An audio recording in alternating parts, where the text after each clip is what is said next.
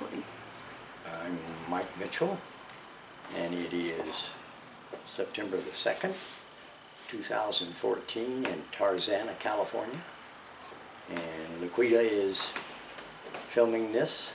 I guess it's not filming, whatever it is that she's doing. She's commemorating things, and we're going to read a little poetry, maybe answer some questions. I don't know.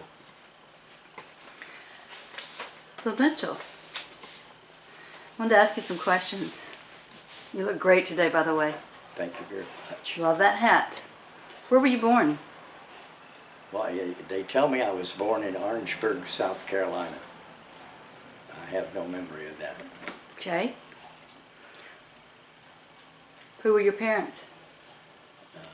Albert Walter Mitchell, captain of the 101st Airborne, and Glenna Bishop Mitchell.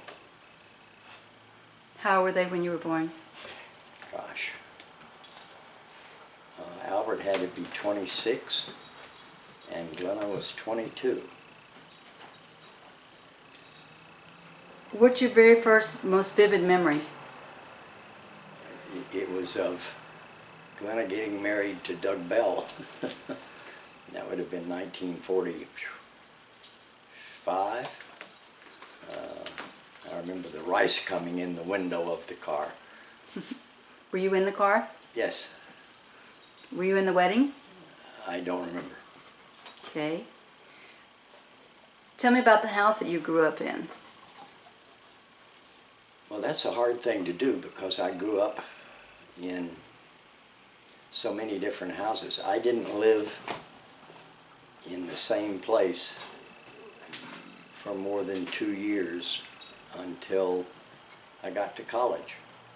We moved at least every 2 years from place to place, starting in Corbin, Kentucky, and then with Doug, when Doug married Glenna, Mobile, Alabama, and then back to, I lived in Lexington longer than that. I lived in Lexington from 51 through 53. Doug Bell graduated from Transylvania.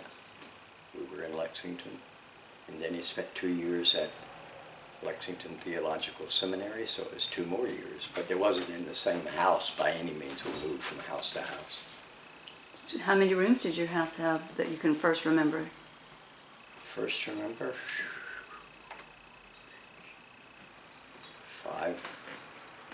Well, I had 2 bedrooms. I shared a bedroom with my brother, Doug. How old were you when Doug was born? He was 4 years younger than me, so I was 4. Okay. What was the neighborhood like where you lived? Your first memory. I know you lived several places, but Well, that would have been Mobile, Alabama. We lived in a little house that had a railroad track that went right through the backyard. There was no fence. It was just a railroad track, and the trains came through every day. And we would put coins on the track. I remember that, flatten coins and crush rocks. And, Euclid Avenue, Mobile, Alabama. so I want you to tell me about your dad. Tell me, do you have any memory of him when he was still alive? Do you remember him at all? No, he he departed for England in January of 1944, and I was born in February of 42, so I wasn't even 2 years old when he left, and I never saw him after that. So I have no memory of him whatsoever. When did you realize that he had been killed in the war? How old were you? I'm sure Mother told me by the time I was 3 or 4 years old. Mm-hmm. Do you remember any kind of impact that had on you then, at that early age? No, I really don't. It was not shocking to me or anything else. She was probably married to Doug by then. As far as I knew, Doug was my father. Right. So what have you learned about your dad over the years? I know you went back to Normandy. I did. I learned a lot about the circumstances of his death. And he boarded a C-47 in England on June 5th, probably about 11:30 at night, along with the stick of 19 other paratroopers. He was the ranking officer on that stick. They flew past Normandy. They flew back over towards Normandy in England, and were dropped, were misdropped about 6 kilometers from where they should have been dropped, about 12:30 in the morning on D-Day, June 6th. And they were dropped just outside a little town called Baupt, B-A-U-P-T, France. And it's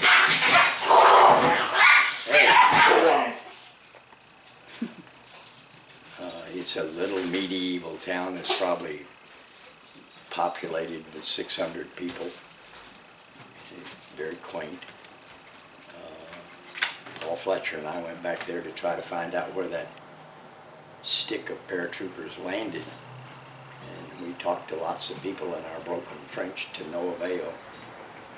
And finally Paul said to me, he said, Mitchell, he said, if Albert were here, he couldn't tell us where he landed. It was 12:30 in the morning. And Baupt happened to be garrisoned with German tanks, Panzer and Tiger tanks, and so they wouldn't have gone into Baupt at all. And the next I know, well, what I know about the jump was that they had a big equipment bundle that was full of ammunition and guns and stuff, and when the light turned green to jump, they kicked that bundle out. It had a parachute. Dad jumped, Clarence Spangler, a sergeant, jumped, and Jack Thornton, a lieutenant, jumped, and then the rest of the stick came. I talked to Jack Thornton, and Jack said he came down at waist-deep water and knew that he had to go back in the direction the plane was flying. They were supposed to gather around the bundle, and he went back and found the bundle, but no sign of either Spangler or my dad. The next I know is that afternoon, about 3 o'clock in the afternoon, the Germans had fashioned a prisoner of war pit, if you like. They dug a big pit and had a ladder. So if you were captured, they'd bring you in, you'd go down the ladder, and they pull the ladder up.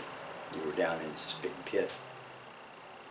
And they had Bangladesh mines hanging from all 4 sides of this pit. And about 3 o'clock in the afternoon, a medic, Leo Westholm, had been captured and was in that pit when the Germans brought Spangler and my dad down, and they went down the ladder. My dad was kind of beat up, but he was okay. And he told Westholm he didn't think he was going to make it out alive. The Germans had really good intelligence and knew who Dad was, and knew they had him, and knew he was an intelligence officer. He was the intelligence officer for the headquarters company of the 501st Regiment. So the Germans came and said for Spangler and Dad to come up the ladder. And they had no insignia on them at all. They didn't want to go up, and the Germans said, well, if you don't come up the ladder, we're going to set off these Bangladesh mines and kill everybody.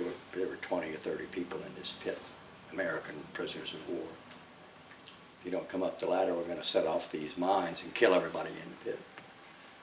So Spangler and Dad went up. I think it was Westerholm was told that evening that Spangler and Dad had been shot and killed, and they were told by the German guards. The next I know was June 8th, 6, 7, 8. 2 days later, the 501st was going into Saint-Condemont, which was their regimental objective. They were supposed to take that town, and a young rifleman saw a pit. It was a gully or a ravine, if you like, that had lots of bodies, German and American. And he recognized Spangler and my dad in that pit. They had been, their hands were tied behind their backs, and they had been tortured and executed.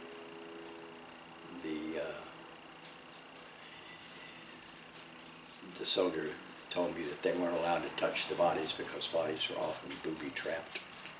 So he went on with the 101st into Saint-Condemont, which they took that day. Army records showed that Dad was killed the 14th of June, which is just absurd. I have it from several people. He was dead long before that. He was killed on D-Day. He was buried alongside Spangler in what's now the parking lot of St. Mary Glace, which is not far from there. And I can't tell what date he was buried. Presumably he was not, his body was not placed in that grave until probably the 14th. And after the war, my mother got a letter from the War Department that his body would be exhumed and brought back if she wanted, and she did have it exhumed and brought back to Brownsville, Kentucky, which is right outside of where Dad was born, in Cleveland. And that's one of my vivid childhood memories, is going back for his funeral at the cemetery there in Brownsville. It was a full military funeral with rifles going off and bugles. They gave me a flag off his coffin. How old were you then? 6.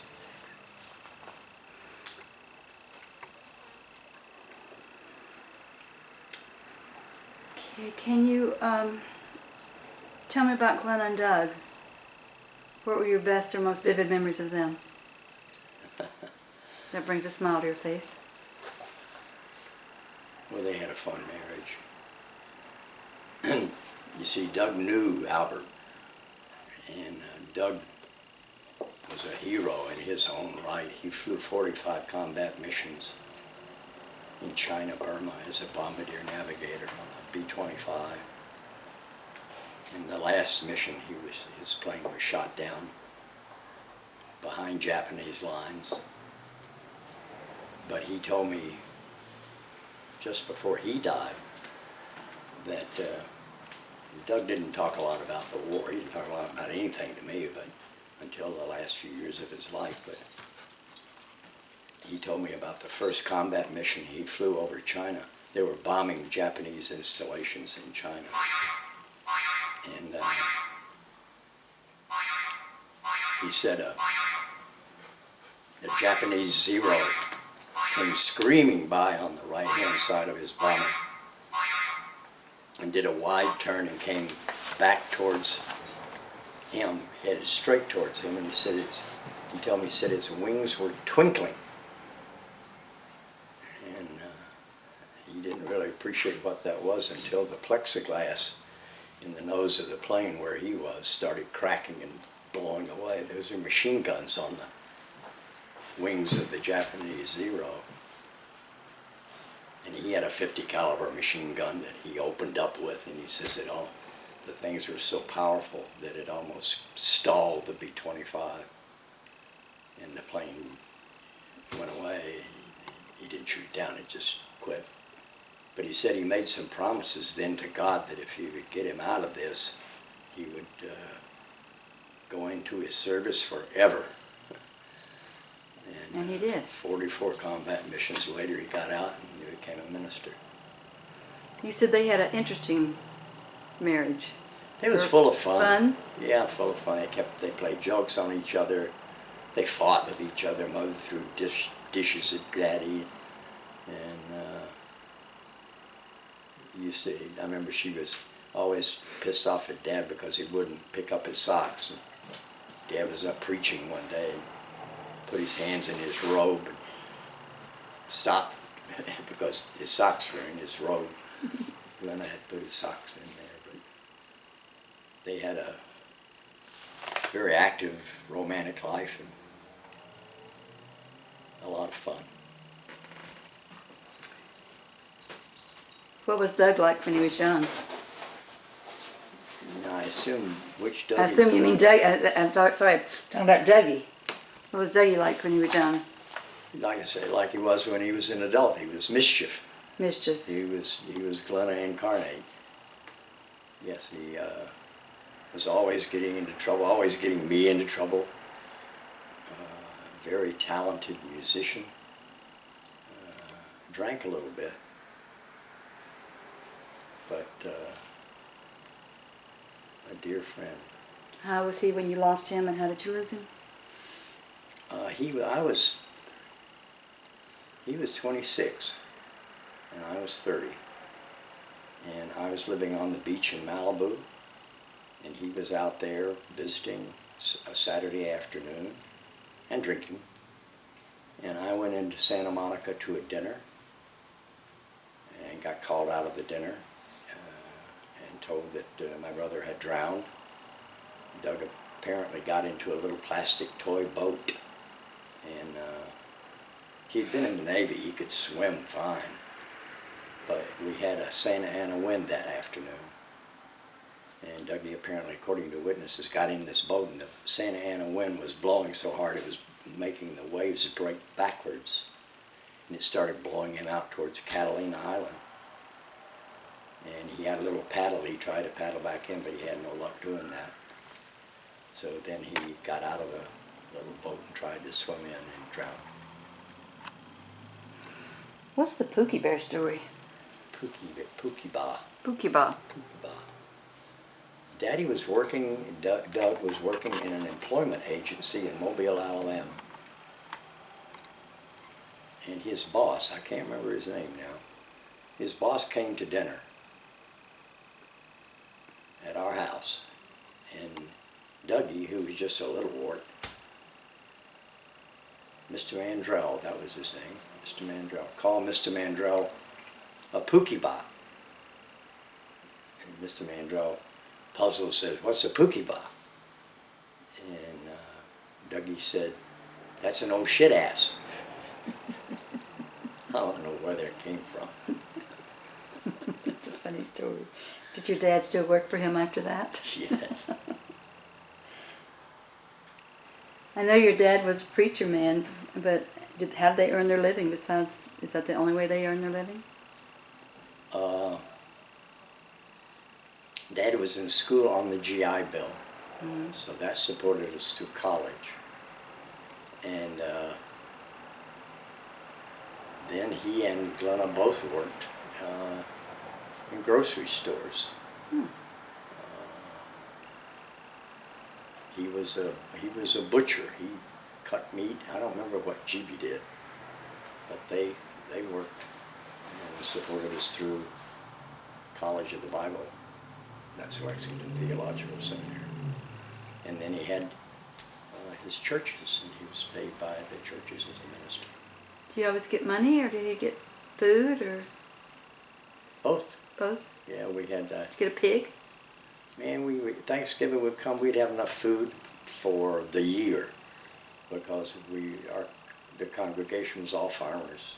Mm-hmm. And we'd get hams and turkeys and corn and canned stuff and tons of food. So that was very helpful. Do you remember a favorite Christmas that you had? Do you have any memory of a Christmas that stood out? No, Christmases were never my thing. right? Do you think your family was rich or poor in comparison to all the other families in your area? Well, those words are vague and ambiguous. I think we were probably the richest family, and just like I am now, the richest family in the neighborhood. We didn't have any money. We didn't have any money at all. But I remember we were supposed to go on vacation one summer, and GB backed the Pontiac into a pole and smashed the rear end of the Pontiac, and that was the end of the vacation. We couldn't go because we didn't have the money to repair the car and go on vacation. So what did she make? Did she make it a fun vacation anyhow at home? I don't recall that. How do you think you describe yourself as a kid? As a kid, As a child, a kid? just a normal kid riding bicycles, flying kites, plowing fields. Plowed fields in Alabama behind a mule, just as a little wart. We had sugar cane. We planted sugar cane. And then growing up in all the little Kentucky towns, I was the preacher's kid, so it seemed to me that the focus was on me to be a good kid and not step out of line, but I stepped. How do you remember stepping out of line? Stepping out of line. Well, me and Bob Watts set fire to a forest one day in Lexington. How old were you? I was in about the 5th or 6th grade. Bobby's still a friend, talking about friends from back then. We were out in the Kentucky Experimental Farm burning the ants in a tree with matches, dropping the ants down in a big hollow tree. And pretty soon we noticed it was glowing down in there. And I remember we urinated on the glow, but it didn't help at all. And so we lit out for home and hid under the beds. By and by came the fire trucks. It didn't burn down the forest, it just burned down some more of that tree. Which of your childhood friends are you still friends with? Now, Bob Watts is one. Bob Watts went on to go to Transylvania College with me. And we had a wonderful adventure the summer of 1962. We got in his Corvette and came out Route 66 to California and spent the summer in California. And he and I are still good friends. I see him every several years and talk to him every several months. Can you think of any other childhood friends? Oh goodness, let's see. Paul Fletcher. How old do you think you were when you met Paul? I know I was a junior in high school in Kinston, North Carolina. And Walter Sabiston was same, junior in high school. Walter and Paul are still my closest friends.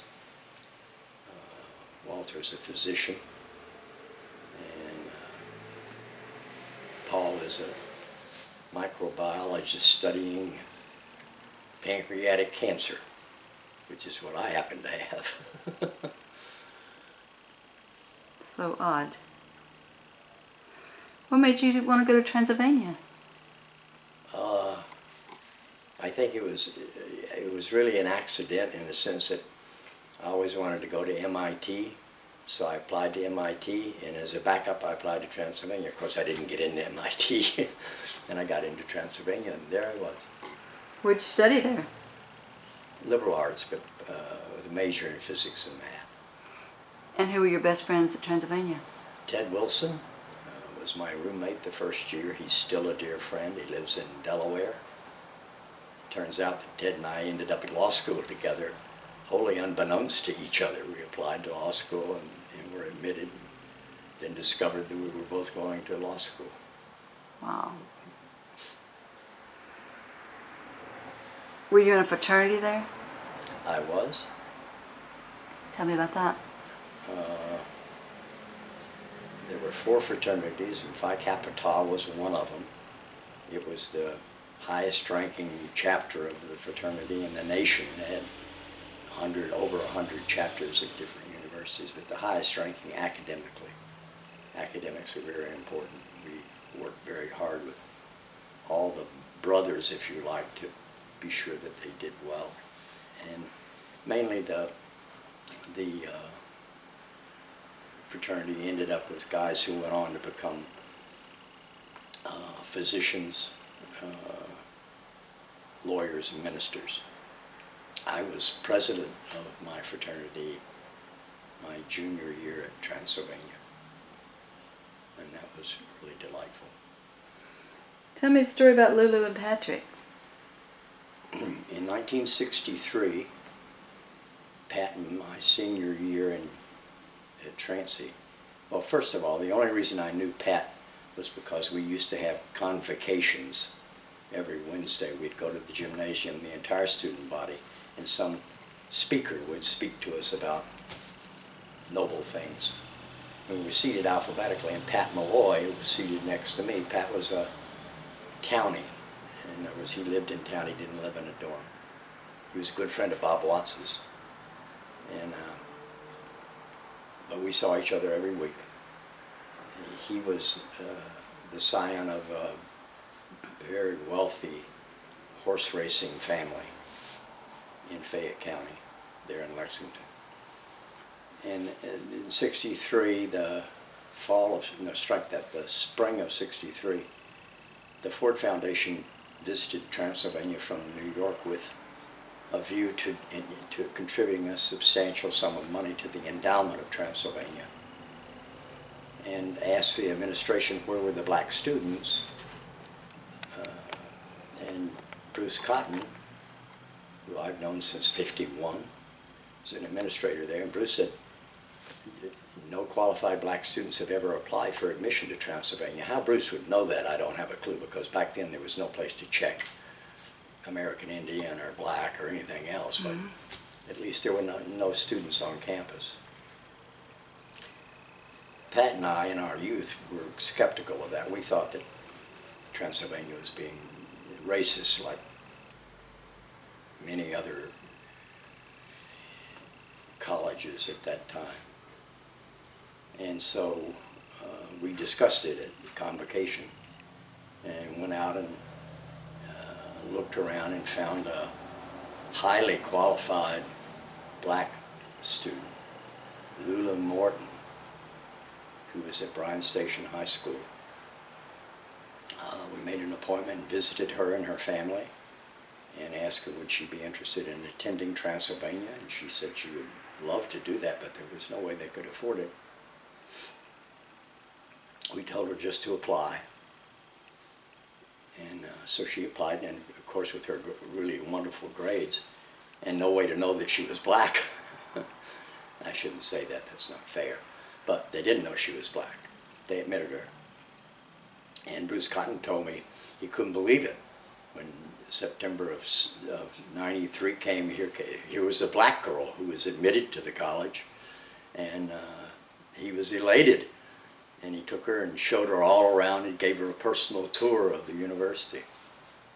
In any event, Lula went on to graduate with distinction from Transylvania and went to Vanderbilt for graduate school, took a PhD in psychology,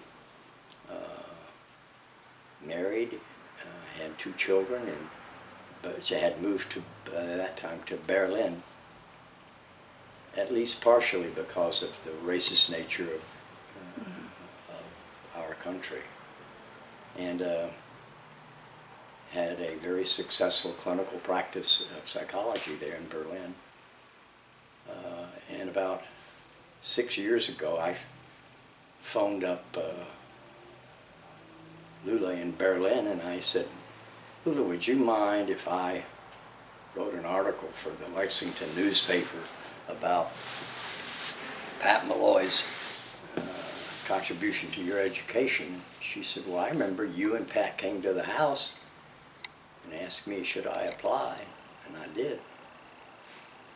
And I said, but your education was totally paid for. and your room and board. You lived on campus, and your books. And she said, yeah, weren't you representatives of the college? And I said, no, Lula, we weren't. Pat Malloy paid every dime of your education for 4 years. She was stunned. And she said, absolutely, write the article. And then I called Pat. Pat was a Commonwealth's attorney. He became a lawyer. And the U.S. Attorney for the Eastern District of Kentucky. He had a very prominent career as a lawyer in Kentucky. He'd never mentioned paying for her education at all. And I asked him the same question, could I write an article? He said no. He said, I didn't do that for publicity. I did it because it was the right thing to do. So I didn't write the article. But Transylvania discovered The Secret about 5 years later and awarded Pat a honorary doctorate for his contribution. It's amazing. When was that ceremony? That was just last June. Were you there? I was. Were you on stage? Yes. It must be an amazing feel to think how you, way back then, how you helped her so much. 50 years ago, and there she is, a very accomplished lady, and thinking, did I really have anything to do with that? My God. Wow. Do you think you need to take a break? Or are you good? Let's take a break. Okay. Okay. Is it on? Yep. We're still on September 2nd. We're now at 5 o'clock in the afternoon at Tarzana. And I had a little nap. Well, great. Let's see, we talked about Lulu and Patrick. And I was wondering about that time when you were at Transylvania and you went to New York. Something really interesting happened then. That was after graduate school and before and at the beginning of law school. Dougie and I drove up to Boston. Dougie was going to Berkeley School of Music. And at night we drove past Manhattan, which neither of us had ever seen. At least I hadn't. And I was enchanted by that. So a couple of weeks later, I got a bus from Boston to New York and checked into a old Fleabag hotel in Manhattan. And just started out walking, exploring the city.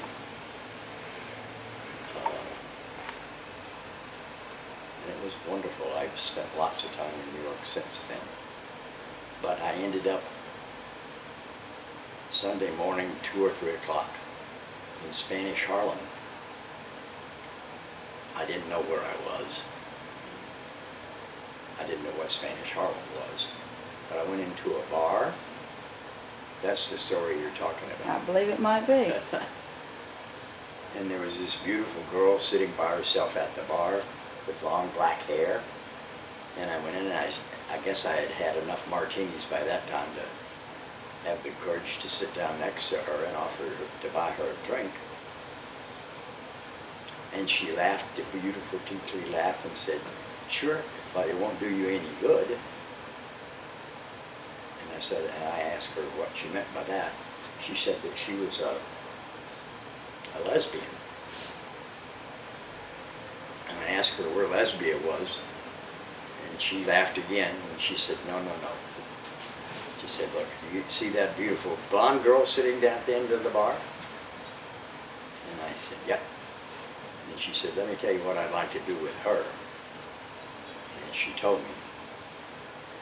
And I then wondered whether I might be a lesbian too. I had no clue what lesbian meant. Were you by yourself that night? Well, except for her, yes. So, we missed talking about your ham radio. Yeah, that was one aspect of childhood that was unique to me, anyway. At age 11 in Kentucky, I met up with Larry Miller, who was a high school student there, and he was a ham radio operator. I used to go to his house and watch him run his ham radio, and it was just enchanting. So I ultimately got into ham radio and spent an awful lot of my childhood from age 11 to when I left for college doing ham radio. For the most part, it was using Morse code to communicate all over the world. And ultimately, near the end, I had enough money to get a voice rig. As a matter of fact, the voice rig that I had is over there on the table. Paul Fletcher found one and sent it to me. But it was unique in that first of all, you developed a talent or an ability to send and receive Morse code. And also to build, I built an awful lot of my electronic equipment, my transmitters and antennas. And talked to people in places in Tallinn, Moscow, Kiev, St. Petersburg, Johannesburg, Australia, New Zealand, every place. As a matter of fact, they had awards that you could get from the Amateur Radio League, and I remember the first award I got was for working all states. You exchange postcards when you talk to somebody. Mm-hmm. So I got a WAS award, worked all states, but there were only 48 at that time. Of course, I worked Alaska and Hawaii as well. And then I got what's called a DXCC, it's a DX Concentric Club. I worked at 100 different countries all over the world, and ended up having worked over 200 different countries all over the world, talked to people. Oh, amazing. In those countries. It was amazing I didn't realize it was amazing because I was a kid. Yeah. But you learn so much about geography, and it was just delightful fun. And how were you talking to them? Using an amateur radio transmitter on 80, 40, 20, 15, 10 meters, wavelengths, 15 meters mostly. And then in Eminence, Kentucky, I had a paper route, and I was on the paper route one day and came upon the telephone company people replacing a telephone pole. And I asked them why they were doing that, and they said the one they were replacing was worn out. I don't know how you wore out a telephone pole, but I said I would really love to have that telephone pole because I could put an antenna up on it from a ham radio. And they knew who I was. There was only 600 people in that town. So I came home from my paper route, and my mother said, "What is that in the backyard?" I look out, and there's my telephone pole. These guys had delivered it. So my dad and I dug a big hole and put up the telephone pole and put rocks in. We put in those things you could climb it with. And I put an antenna on top of it, and it was Eminence, Kentucky, which was the highest place between Lexington and Louisville on the radio. And I had my big pole, so with very little power, I was able to work all over the world really easily. And I put the antenna up on it. And how old were you then? 14. You went to Chapel Hill? Yes. When was that? After Transylvania,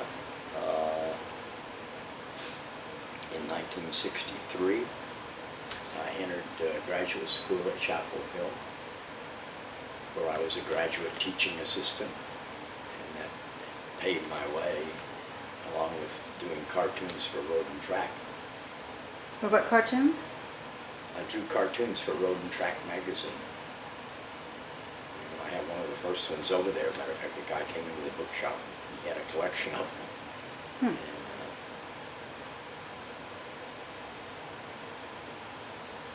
spent 2 years at Chapel Hill studying math and physics, and took a master's degree.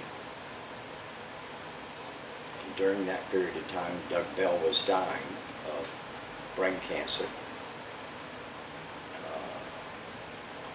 And I used to go down to see him every weekend.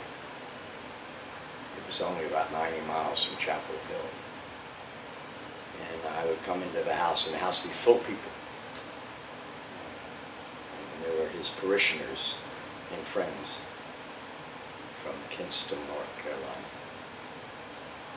And they were there to support him in his dying days.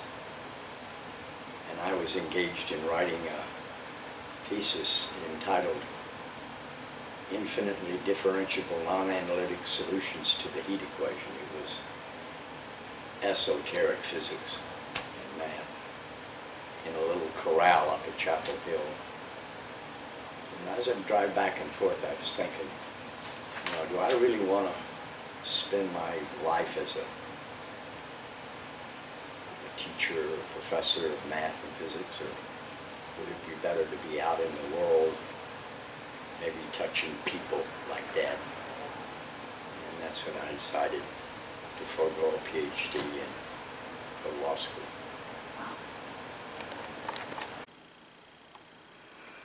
So what made you, or how did you get into Harvard?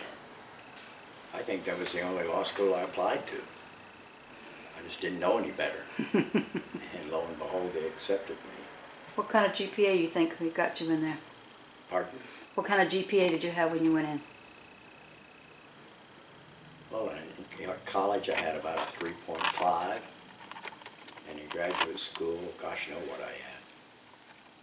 Something quite similar, I'm sure, but not good enough to be a top-notch physicist or mathematician. That was clear to me. But I do recall that I went home and Glenna, Mom, called me into the kitchen because Dad had urged me to go to Chapel Hill to law school, because anybody who was anybody in North Carolina went to Chapel Hill for law school, except Sam Irwin, who went to Harvard. And Mother said, look, you tell your dad whatever you want. Strike that. You tell your dad you're going to go to Chapel Hill, and that'll make him happy. He'll be dead, so he won't know. And but I want you to go on up to Harvard Law School and learn to say incredible instead of no shit. Do you remember when you got your letter from Harvard? No, I don't.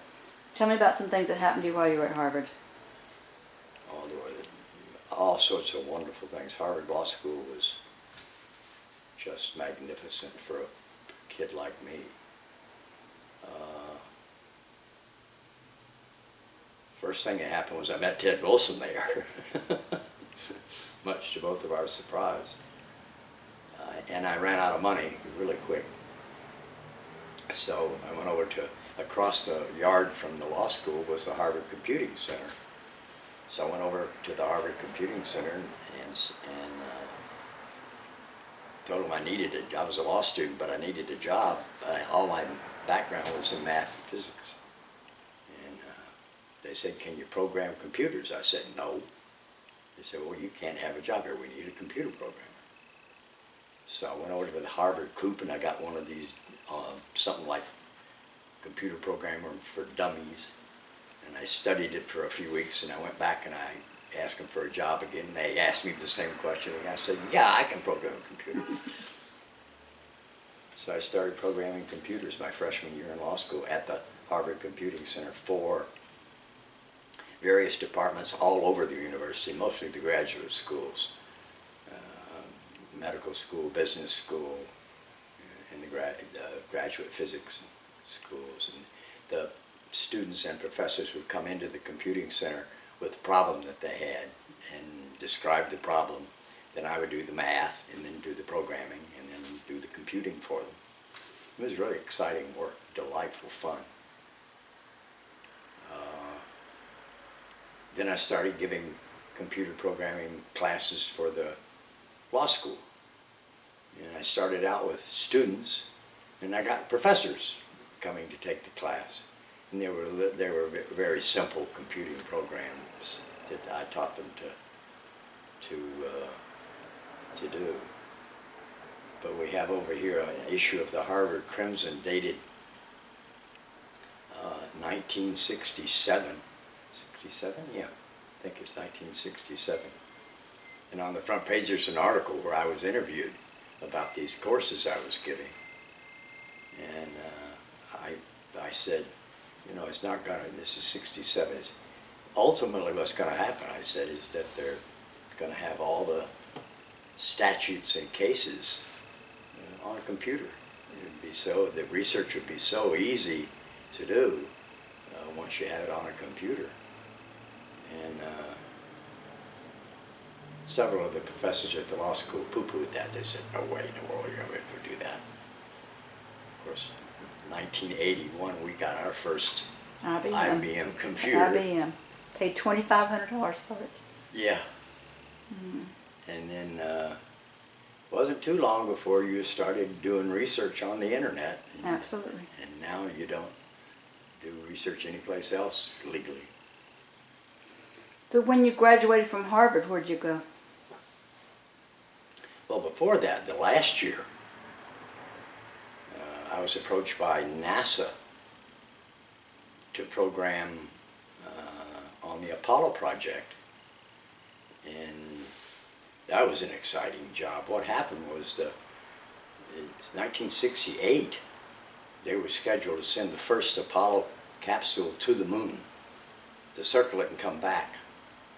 And they'd done all sorts of work on Apollo for almost 10 years. But what they hadn't done is provided when they could go. The trouble was we didn't have liftoff capacity to send a shielded capsule to the moon, which meant that the astronauts in there were not shielded from solar radiation, which meant if the sun went goofy during that mission, they could be sterilized or even killed by the radiation. So NASA had left to the last minute when are we going to go? When is it going to be safe? And so our job, it was about 11 of us, I think, was to determine the safest windows in time to send the Apollo capsules to the moon when the sun would be quiescent. And we worked on that for a year. I was working almost 80 hours a week, way into the night. It was a very exciting time. And the NASA scientists would propose when the sun was going to go crazy and why, and we'd do the math and then do the computing, and we had two of the fastest computers in the world at MIT working full-time on this.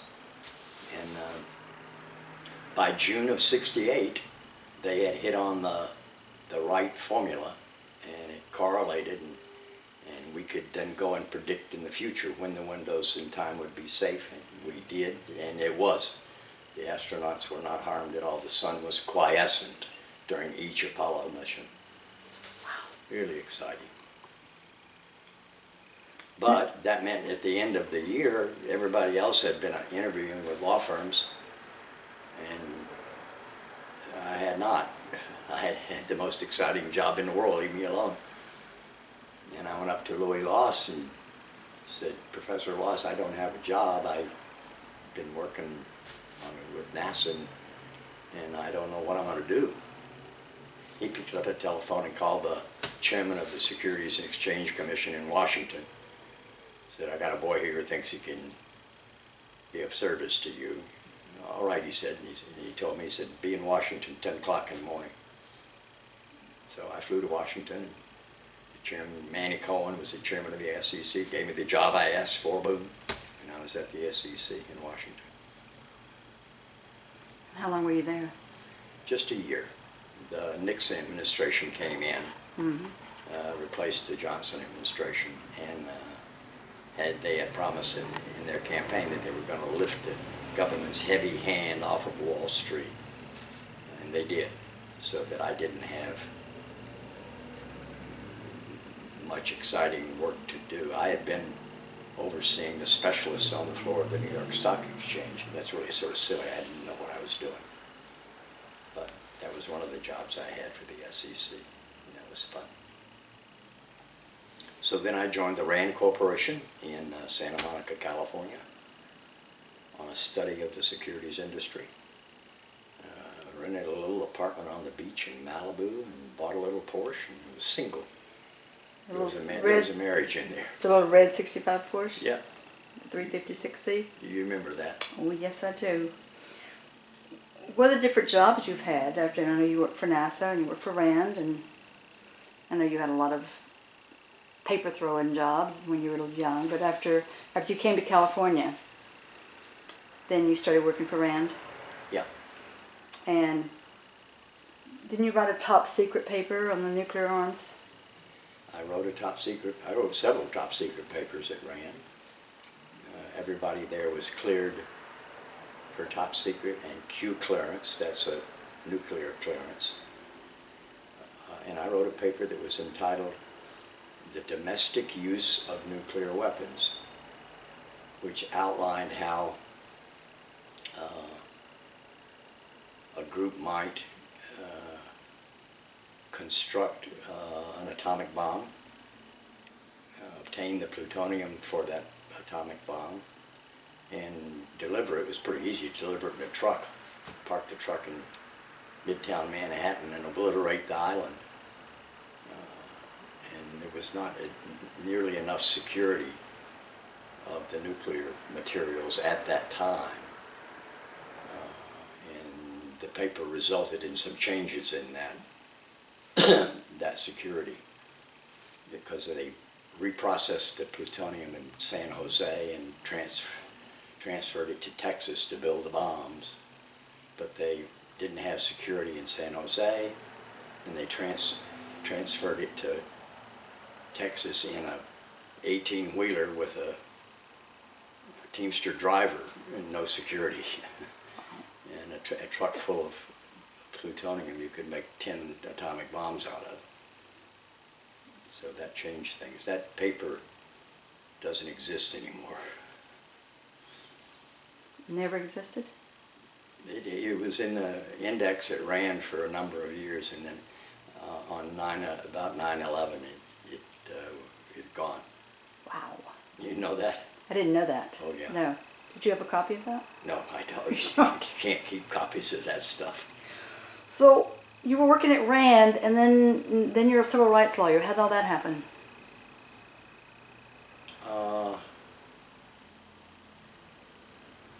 Daniel Ellsberg was a prime mover in that, although Daniel didn't know it at the time. I had met Dan Ellsberg, who was an employee of RAND. Dan had worked on something called the Pentagon Papers, which I was totally ignorant of. And he had determined to publicize those because they demonstrated that the U.S. government had lied to the American people for years and years and years, and led us into a war we never should have been in Vietnam. Dan had been in Vietnam as a combatant. In any event, he smuggled the Pentagon Papers out of RAND. They were extensive. They were probably about that thick. And he copied them and delivered them to the New York Times. And there was a huge legal battle between the U.S. government and the Times as to whether the Times could publish them or not. The government tried to stop it, and the courts ultimately held that the New York Times could publish them, but they got published before that because Dan had given a copy to the Washington Post as well. They just started publishing before the New York Times, before the government could get after them. And so the government indicted Dan for grand theft was the first thing they indicted him for. They added treason to it later and arrested him. And at that time I picked up the phone and called. I thought it was Philip, I can't remember the guy's name. One of our professors at Harvard Law School was defending Ellsberg out here in the U.S. District Court. And I talked to the professor and I told him I was at RAND, I was Q cleared, top secret cleared. I go any place I wanted, unescorted. If he came, he'd have to have an escort. And would they and I was a member of the California Bar. Would they like for me to assist in Ellsberg's defense? Philip Hyman, I think it was. The professor said, well, we'd love it, but what would Rand think about that? And so I said, I don't know, I'll ask. So I went down to a vice president of Rand and asked him. I said, theoretically, if I were to be representing Dan Ellsberg, would Rand have a problem with that? And he said no, but our primary client, the Joint Chiefs of Staff, the United States Army, or United States military, they would have a terrible problem. So the next day I came into Rand and all my security clearances were lifted. I never saw my office again. Escorted out? That was the end of my career at Rand. Or did you ever get escorted in? Huh? Did you ever get in that day? No. Wow. They sent me to a non-cleared area. Mm-hmm. And I was there for maybe another month before I resigned. Oh, you were still there, but Yeah. you couldn't go in the building? I couldn't go into my office, no. Hmm. I could go into a non-cleared part. There was like 5 desks. Mm-hmm. And what did you do that last month? I don't remember. Pondered my fate. How did you? So then, how did you end up going into civil rights? I went back to my apartment in Malibu and decided to practice law, but I didn't have any clients. So I went to the ACLU and I said, I'm comfortable in federal courts. Do you guys have any cases I could try in federal court? And Who was the director then? it was Ramona Ripson. Mm-hmm. They said, sure we do, and they started sending me police cases, police brutality cases for the most part. And I started litigating those. As an idiot, I didn't know what I was doing. What's your most memorable civil rights case? Well, Luke Queets, what is it? I mean, you worked with me for 20 plus years. What was the most memorable one? There were a bunch. There were a lot of them. I mean, Lyons comes to mind, of course. Oh, of course, of course. You know, the Booker T. Ford Rest in Peace Memorial, you know. Chuck Higby. Yeah. I think we tried, we pre-tried at least 8 of the chokehold cases, plus Lyons, plus Settles, which was probably a chokehold case. Mm-hmm. What about Washington? Remember when we were in Washington Federal Court? Johnny I want to hear that story. Johnny Roosevelt, Washington. We went to the site. Which story? Oh, the visit to the We site. went to the site. Johnny Roosevelt, Washington was a young black man who lived in Jordan Downs, which is a notoriously dangerous part of Watts. Public housing, terrible place. And one afternoon he got himself shot by the LAPD in the back with a shotgun because he was in the wrong place at the wrong time with the wrong gun. And so during the trial, before Connie Marshall, we took the jury down to visit the site of the police shooting. And I think mainly what I wanted them to see was the outline of the pellets in the wall of a building. And there was a place where there were no pellets. That's where Johnny was. But Queets was there. And the city attorney, who was the city attorney? I forget. But just as the bus rolled up with the jury in it, several police cars, plainclothes police cars, came screeching to a halt right in front of the bus. But you left out the part that you were telling me to go stand in a certain direction and don't move. And then all of a sudden, here came all these cops, SWAT team coming in, and you keep saying, don't move, don't move. And the SWAT team's coming right toward me. Right towards you? Yes. Did you move? I think I did, finally. The SWAT team broke windows and arrested people right in front of the jury. Right.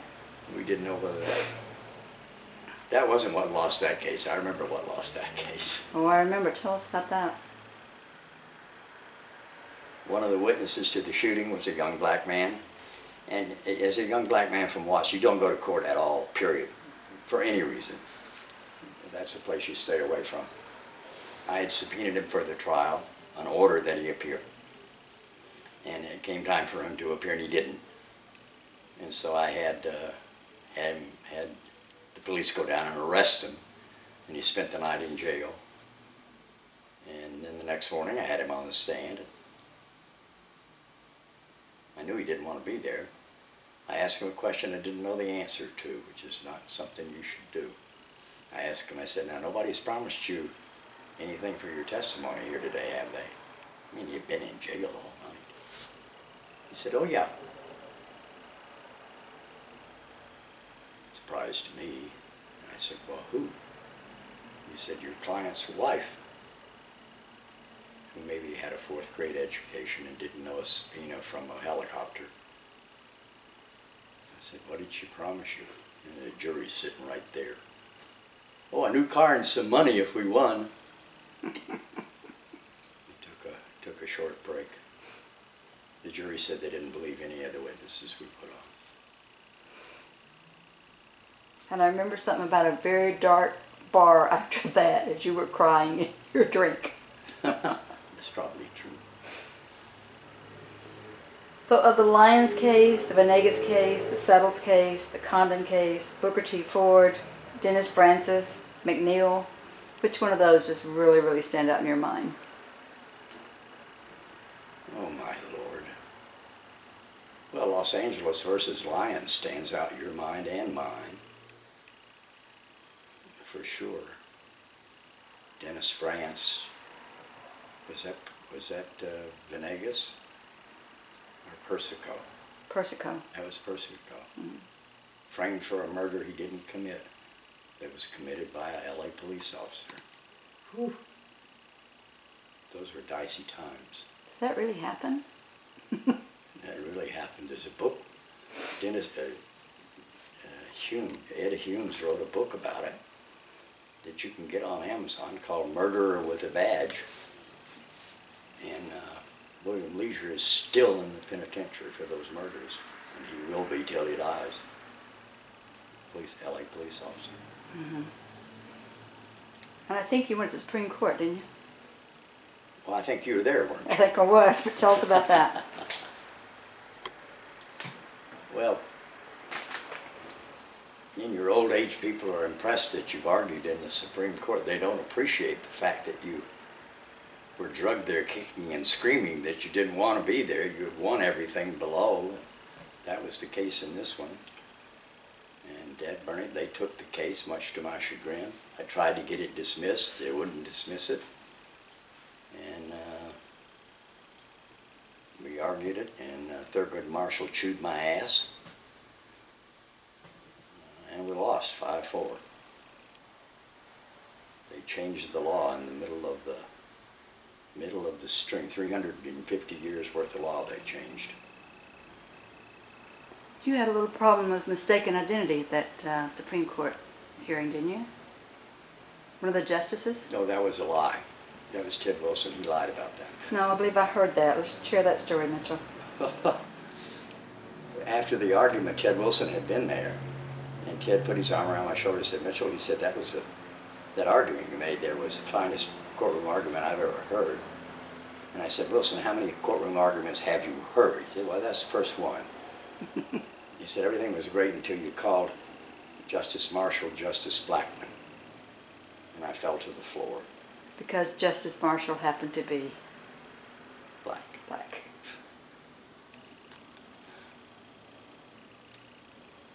That was untrue. I got the transcript that afternoon. Wilson lied. And what about the second time you went to the Supreme Court? Venegas. That time I was smart and got a good lawyer and won. It had to do with $800,000 worth of attorney's fees, and we got, the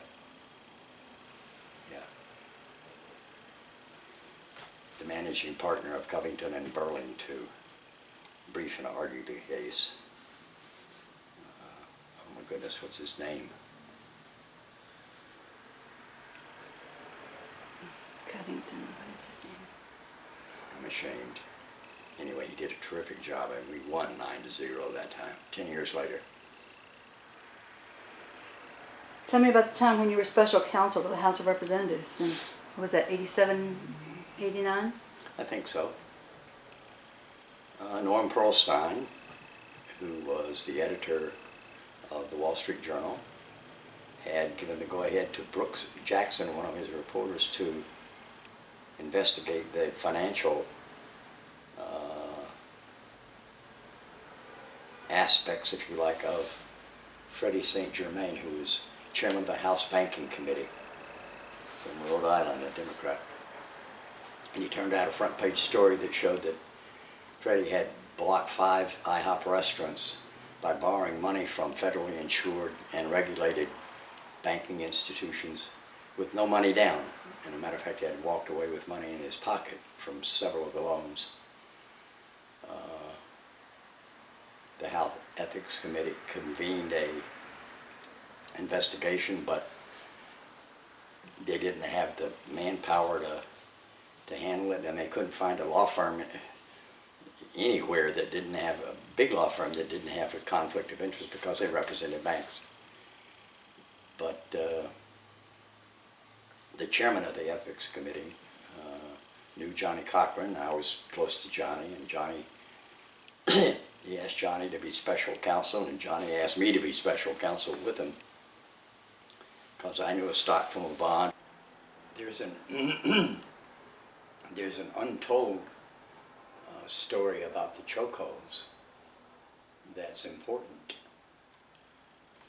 In April of, I think it was '82, when the Lyons case was announced and we lost it, you telephoned me. I was in Mammoth skiing to let me know that we had lost. And I got on the telephone with Lou Unger, who was the city attorney opposing us in Lyons. And Lou said that actually there had been a moratorium imposed in '81 on the bar arm control altogether and on the carotid artery hold unless death or serious injury was threatened, which was what we wanted in our injunction anyway. And Lou said that he was going back to the police commission the next day to get the chokeholds reinstated. And I said, okay, but before you do that, I want you to meet me. I'm packing my bags. I want you to meet me in Superior Court Department, whatever it was, for injunctions. Because what I'm going to do is I'm going to pack up, bring the boxes full of evidence on the chokeholds into Superior Court with my client as a taxpayer.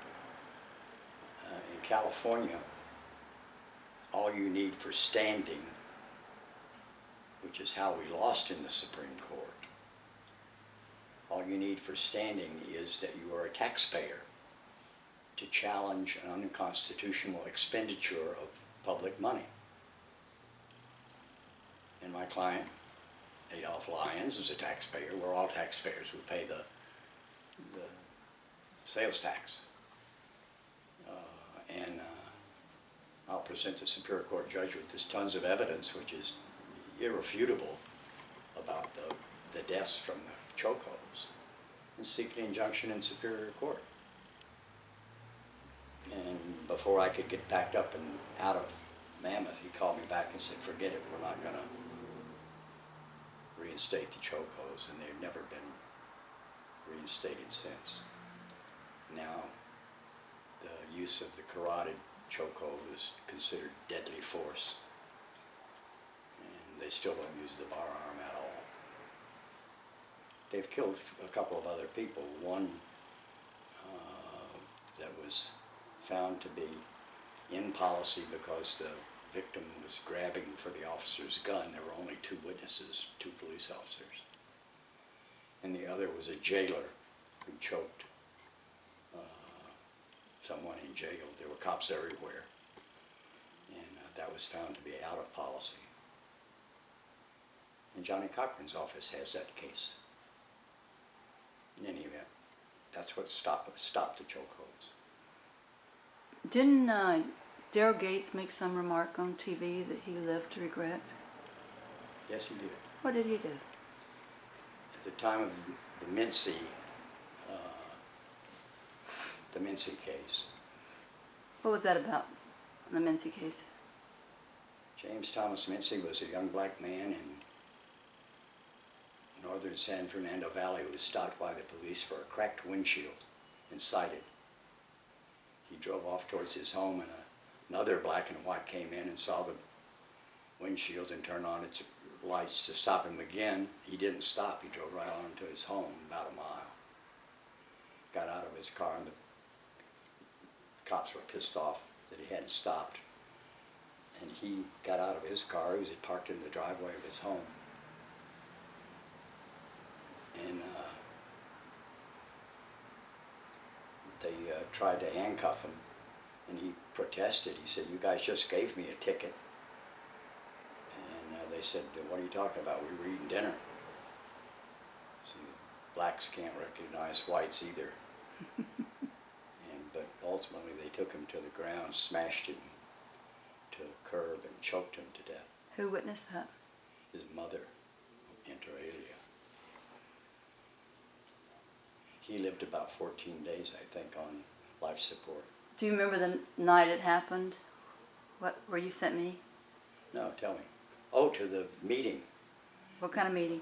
You went to a meeting of protesters about the chokehold. NAACP was there. Pardon? The NAACP. Yeah. Tell me. I just remembered we had photos of him on life support, and you wanted those photos shown, and they were holding a meeting in Pacoima. Right. Don't think I'd ever been to Pacoima before. And you had someplace else you had to be, and so you asked me to go, and it was just crowded, and I was the only Caucasian person there. You taught me a lot of things since I worked for you, Mitchell. I remember one time, as a result of working for you, I was coming home from the airport, and I witnessed someone with the chokehold being applied to him. He had his hands behind his back, and cops were putting a chokehold on him. But in my eyes, I saw him handcuffed, but I also saw he had hands reaching out for me, saying, "Help me, help me." And when I got home, I called you, and you said, "Will you talk to the district attorney?" And I said, "Of course." And as a result of me seeing that accident, you could not represent. There was a little girl. She was 2 years old. Her name was Matrika, but you could not represent her because I had witnessed it. And you referred it out to another attorney. And as a result, I think that little girl ended up with $2.2 million. I hope so. Seems like that's the number. Delightful. And then remember the Condon case. Wow. Your neighbor. In 1979, I had moved here from South Carolina, and I lived in an apartment. And I got my real estate license because I thought my kids deserved a home. We moved them into a home in Simi Valley because it was close to our office that was going to be in. Mitchell said he would move to Woodland Hills if I bought a house in Simi. So the first week I'm there, the girls are out sunbathing, having a great time because we own a home. And about the second week I was there, I called Mitchell and I said, "Oh my God, I've got to move. I've got to move." And he says, "What do you mean?" And I said, "I moved next door to a rapist. 2 doors down, a guy raped the little 10-year-old girls." And you said, Be careful. you said, "Queets, you can't believe what you hear. You know from working with me, you cannot believe what's on the news." Remember that? Yeah. And how did you come about handling that case? The ACLU called us. I think Diane Condon, this mother of the alleged rapist, called the ACLU, but you had talked to her before, after that. I guess. Right, I talked to her a couple of days later, and I saw her, she was talking to somebody in the street, and we just kind of collided on the sidewalk, and I felt sure that I'd moved next door to a rapist, but I knew that we had a mother that was heartbroken, and I said, "I'm so sorry about your son," and she said, "He didn't do it." And I said, "I have worked with an attorney, and we handle these kind of cases," and she said, "Oh no, I have the ACLU behind me. They're going to represent me. And a couple of days later, we got a call from the Yeah. ACLU. Well, what's unknown on this video is that the alleged rapist committed suicide in the jail, allegedly committed suicide in the jail the night he was arrested for the rape. It turned out that the little girl had not been raped at all, and the police knew that. Her hymen was intact. And, oh, that was a tragic case. And they badgered him and badgered him and badgered him and kept saying, you did it, you know you did it, you did it, you know you did it, we've got proof that you did it, They lied you did to it. him. If your brother says you did it, Mm-hmm.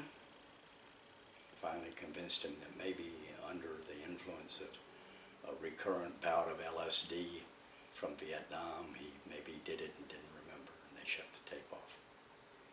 Put him in a cell with a sheet by himself. And Robert Sparks arrives. Clamser. Hmm? Clamser. Clamser was the bad guy. Yeah. Clamser's still on that force, I think, isn't he? God, I hope not. Anyway, I think she got $525,000. Right. We tried that case twice. Tried it once, got a verdict. Appealed to the Ninth Circuit. The Supreme Court changed the law again. We had to come back and try it again. Again before Connie Marshall. And got $525,000.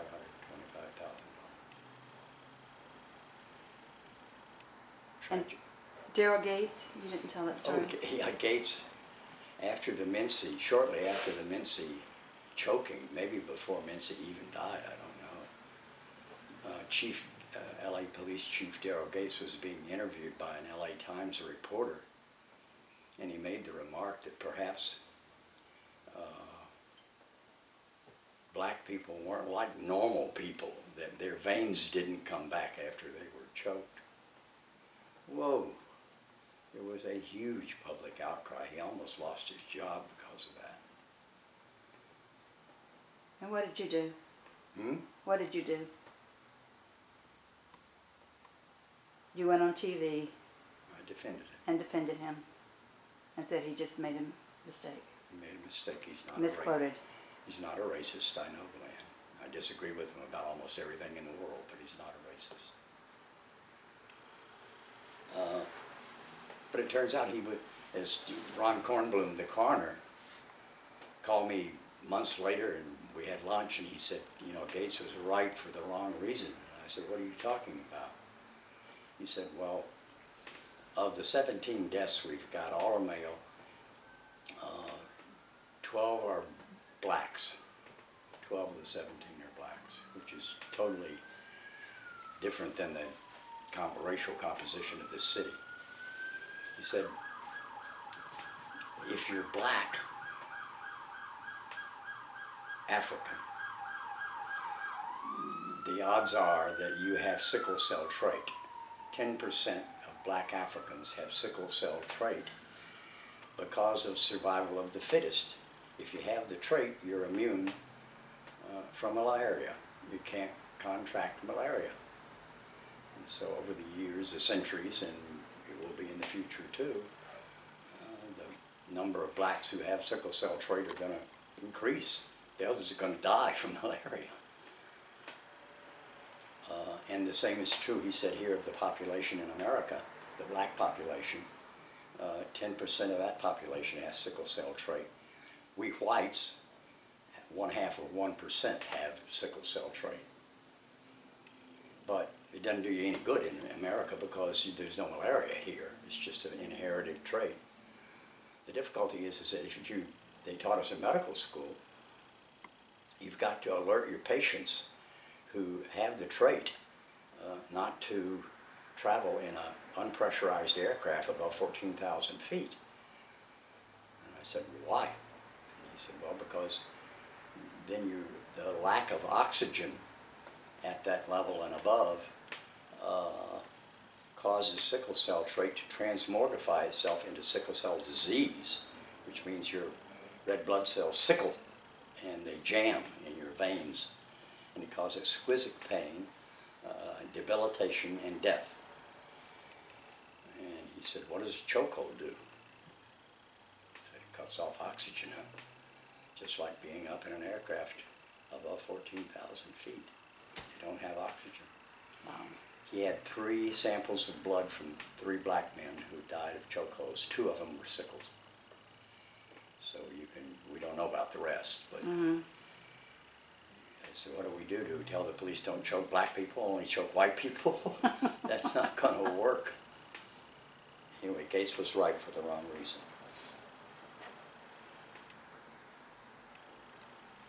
Any other case you want to talk about? Shoot, we could sit here and talk about them all night long, Queets, I you know we and I could. both. I know we could. They're just fascinating. Do you want to read me some poetry? Sure. What do you want me to read? Your favorite ones. Several hundred favorite poems. I know. Just grab that book over there. Grab this book.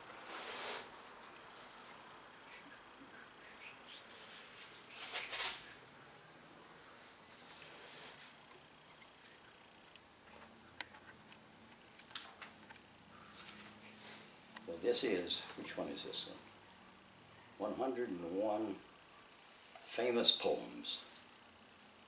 And it has several in it that I really like. But once again, we could spend the whole Week. week reading them. There's Charge of the Light Brigade is one of my favorites.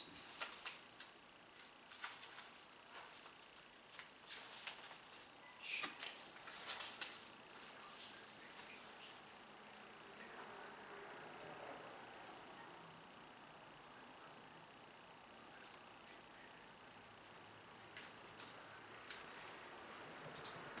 Well, one of my favorites that's in here is not even a poem,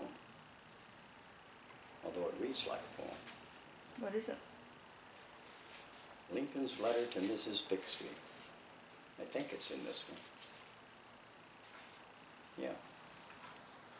Abraham Lincoln wrote this. And if you see the movie Saving Private Ryan, you'll hear George Marshall quote this letter. And here's the letter.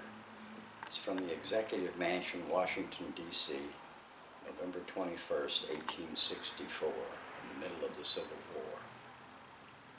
To Mrs. Bixby, Boston, Massachusetts. Dear Madam, I have been shown in the files of the War Department a statement of the Adjutant General of Massachusetts that you are the mother of 5 sons who have died in the field of battle. I feel how weak and fruitless must be any word of mine which should attempt to beguile you from the grief of a loss so overwhelming. But I cannot refrain from tendering you the consolation that may be found in the thanks of the Republic they died to save. I pray that our Heavenly Father may assuage the anguish of your bereavement and leave you only the cherished memory of the loved and lost, and the solemn pride that must be yours to have laid so costly a sacrifice upon the altar of freedom. Yours very sincerely and respectfully, Abraham Lincoln.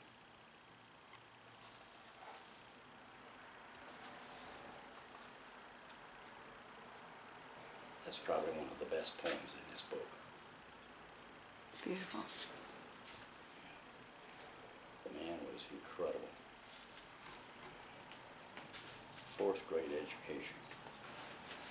What was your favorite quote of his?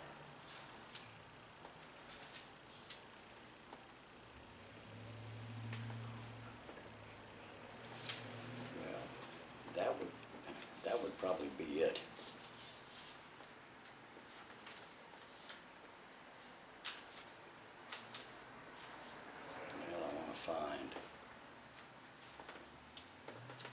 goofy love poem.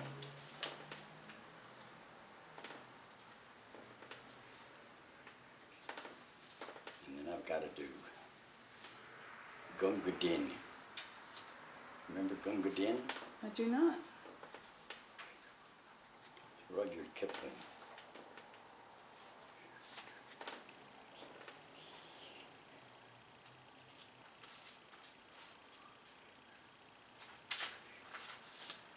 Why don't you shut it down till I find this Okay. poem? This is Polonius's advice to his son Laertes from Hamlet, or William Shakespeare. There my blessing with you, and these few precepts in thy memory see thou character. Give thy thoughts no tongue, nor any unproportioned thought his act. Be thou familiar, but by no means vulgar. The friends thou hast and their adoption tried, grapple them to thy soul with whips of steel, but do not dull thy palm with entertainment of each new-hatched, unfledged comrade. Beware of entrance to a quarrel, but being in, bear it that the opposed may beware of thee. Give every man thine ear, but few thy voice. Take each man's censure, but reserve thy judgment. Costly thy habit as the purse can buy, but not expressed in fancy, rich, not gaudy, for the apparel oft proclaims the man. Neither borrower nor lender be, for loan oft loses both itself and friend, and borrowing dulls the edge of husbandry. This above all, to thine own self be true, and it must follow as the night the day, thou canst not then be false to any man, whatever that means. This poem is If. It's by Rudyard Kipling.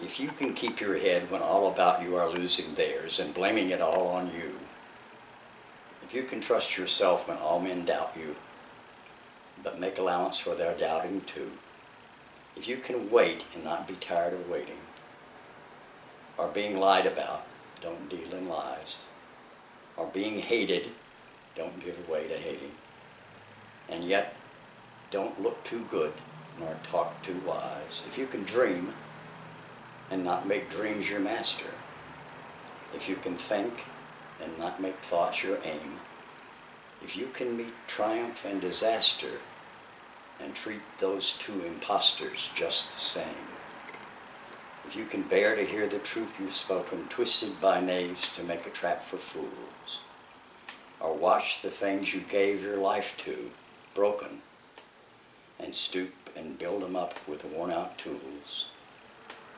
if you can make one heap of all your winnings and risk it on one turn of pitch and toss, and lose, and start again at your beginnings, and never breathe a word about your loss, you can force your heart and nerve and sinew to serve your turn long after they are gone, and so hold on when there is nothing in you except the will which says to them, hold on.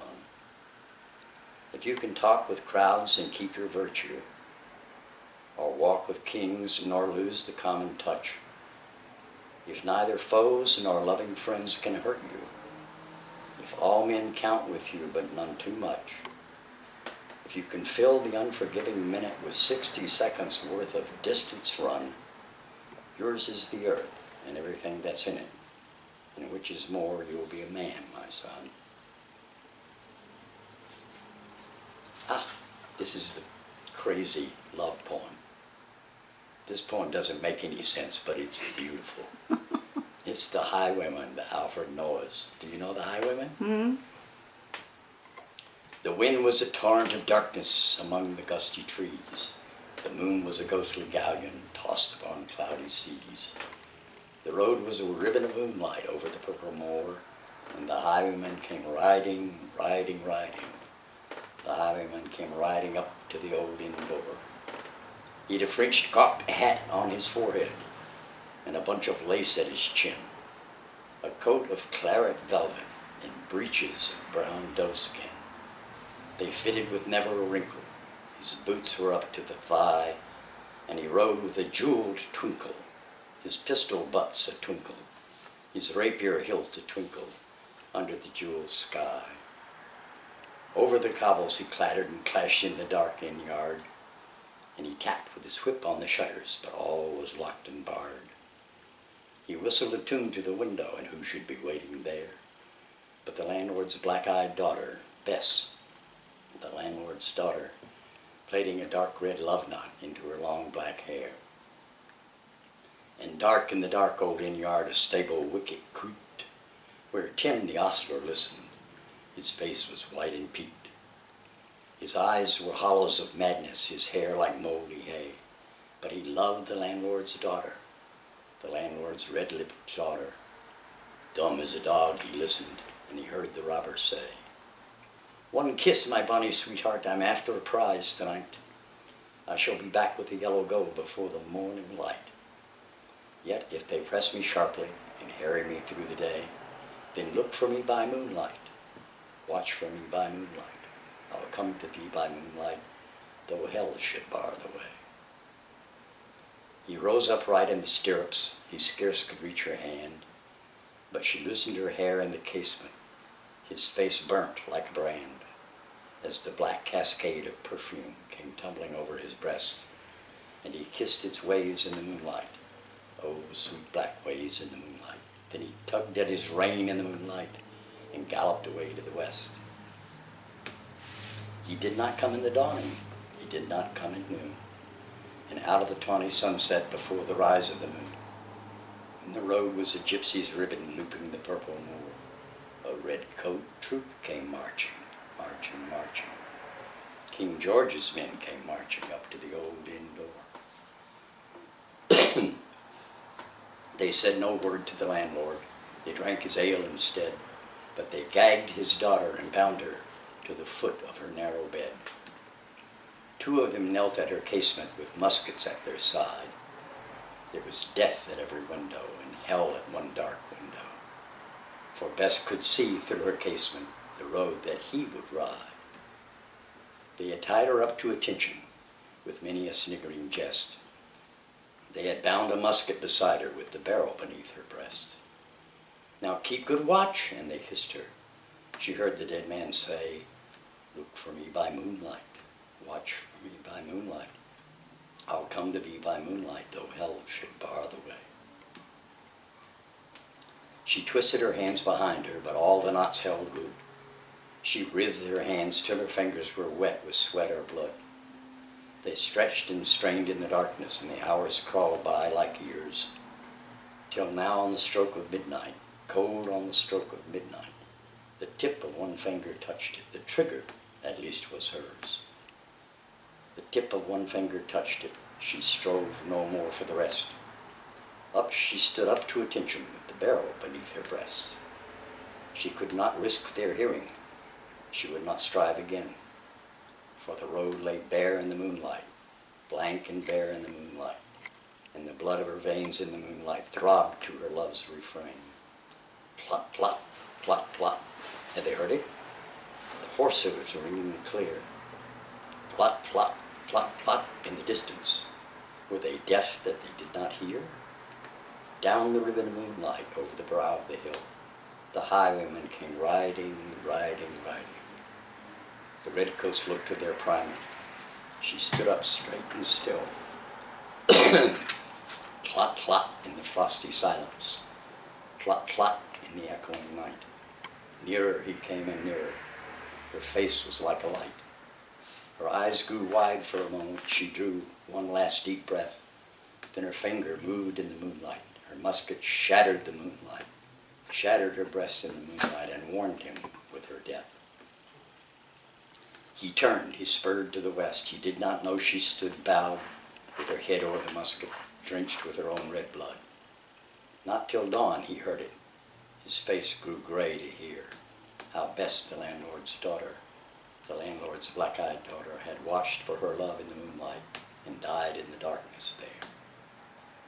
Back he spurred like a madman, shrieking a curse to the sky, with the white road smoking behind him and his rapier brandished high. Blood red were his spurs in the golden noon, wine red was his velvet coat, when they shot him down on the highway like a dog on the highway. And he lay in his blood on the highway with a bunch of lace at his throat.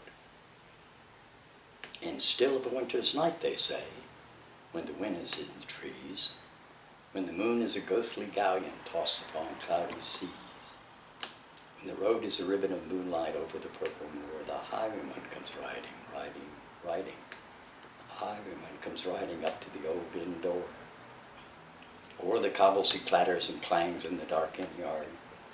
He taps with his whip on the shutters. But all is locked and barred. He whistles a tune to the window, and who should be waiting there but the landlord's black-eyed daughter, Bess, the landlord's daughter, plaiting a dark red love knot into her long black hair. Wow. This is a poem by Robert Frost called Stopping by Woods on a Snowy Evening. Whose woods these are I think I know, his house is in the village, though. You will not see me stopping here to watch his woods fill up with snow. My little horse must think it queer to stop without a farmhouse near, between the woods and frozen lake, the darkest evening of the year. He gives his harness bells a shake to ask if there is some mistake. The only other sound's the sweep of easy wind and downy flake. The woods are lovely, dark and deep, but I have promises to keep, and miles to go before I sleep, and miles to go before I sleep. Wow. Don't know why I like that poem so much. It's just a pretty poem. I love that.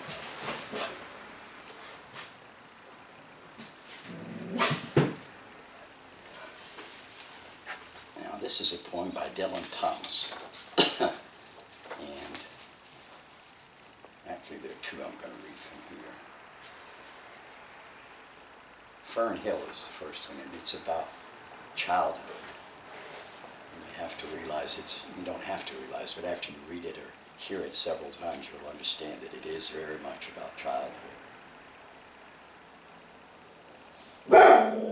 Hush.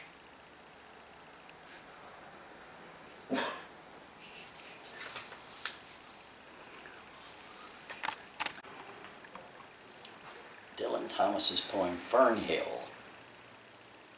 Now, as I was young and easy under the apple boughs of Alta Lilting House, and happy as the grass was green, the night above the dingles starry, time let me hail and climb golden in the heydays of his eyes. And honored among wagons, I was prince of the apple towns. And once below a time, I lordly had the trees and leaves trail with daisies and barley down the rivers of the windfall light. And as I was green and carefree, famous among the barns, about the happy yard and singing as the farm was home, in the sun that is young once only, time let me play and be golden in the mercy of his means. And green and golden I was huntsman and herdsman. The calves sang to my horn, the foxes on the hills barked clear and cold, and the Sabbath rang slowly in the pebbles of the holy streams. All the sun long it was running, it was lovely, the hayfields high as the house, the tunes from the chimneys. It was air and playing lovely and watery and fire green as grass. And nightly under the simple stars as I rode to sleep, the owls were bearing the farm away. All the moon long I heard, blessed among stables, the nightjars flying with the ricks and the horses flashing into the dark. And then to awake and the farm, like a wanderer white with dew, come back, the cock on his shoulder. It was all shining, it was Adam and maiden. The sky gathered again, and the sun grew round that very day. So it must have been after the birth of the simple light in the first spinning place. The spellbound horses walking warm out of the whinnying green stable onto the fields of praise. And honored among foxes and pheasants by the gay house, under the new-made clouds, and happy as the heart was long. In the sun born over and over, I ran my heedless ways.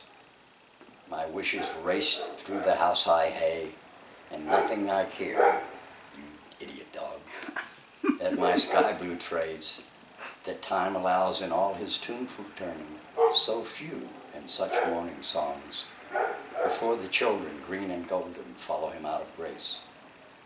Nothing I cared in the lamb-white days, that time would take me up to the swallow-thronged loft by the shadow of my hand, in the moon that is always rising, nor that riding to sleep I should hear him fly with the high fields, and wake to the farm forever fled from the childless land. Oh, as I was young and easy in the mercy of his means, time held me green and dying, though I sang in my chains like the sea. That's pretty. Very pretty.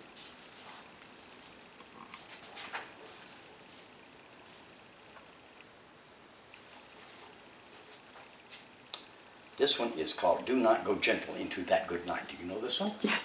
I love you reading that one. This is by Dylan Thomas. Do not go gentle into that good night. Old age. Do not go gentle into that good night. Old age should burn and rave at close of day. Rage, rage against the dying of the light. Though wise men at their end know dark is right, because their words had forked no lightning, they do not go gentle into that good night. Good men, the last wave by, crying how bright their frail deeds might have danced in a green bay. Rage, rage against the dying of the light. Wild men who caught and sang the sun in flight and learned too late that grieved it on its way, do not go gentle into that good night.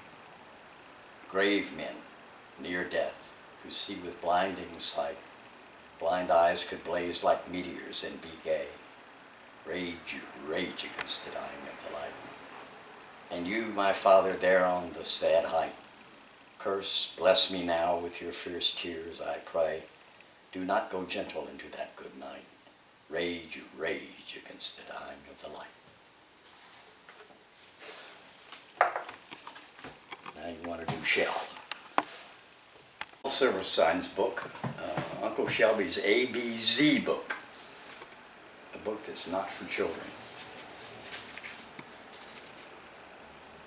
D is for Daddy. See Daddy? See Daddy sleeping on the couch? See Daddy's hair? Daddy needs a haircut. Poor Daddy. Daddy has no money for a haircut. Daddy spends all his money to buy you toys and oatmeal. Poor Daddy. Daddy cannot have a haircut. Poor, poor Daddy. See the scissors? Poor, poor, poor Daddy.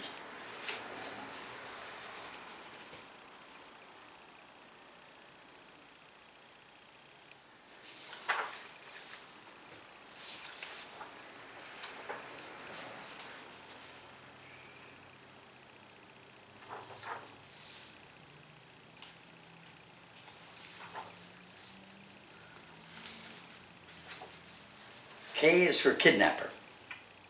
See the nice kidnapper? The kidnapper has a lollipop. The kidnapper has a keen car. The car can go fast. Tell the nice kidnapper that your daddy has lots of money. Then maybe he will let you ride in his car.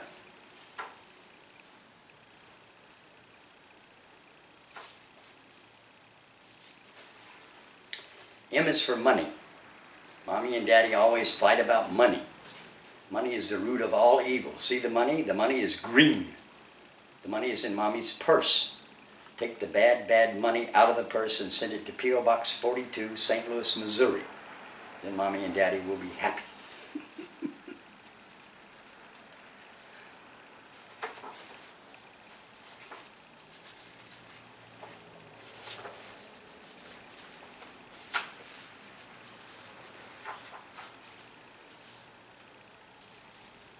Where is H?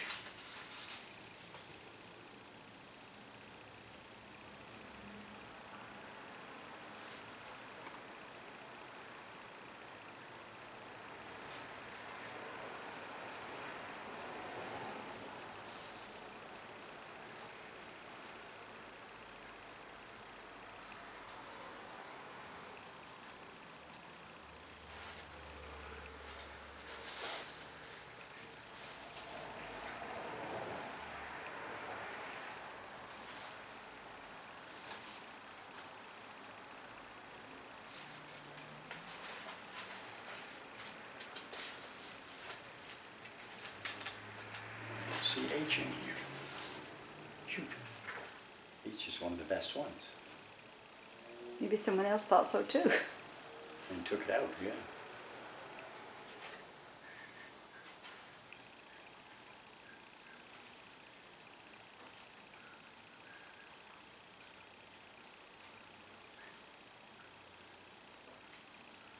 There it is.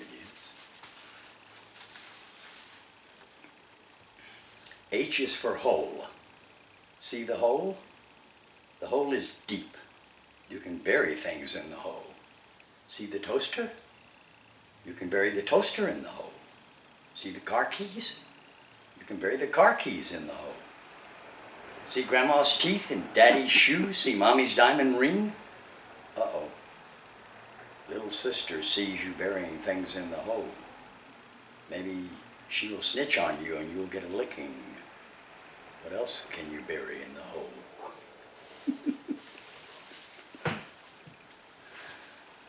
G is for gigolo. See the pretty gigolo? That's a gigolo. The gigolo makes beautiful music. The next time your mommy goes shopping, ask her to buy you a gigolo.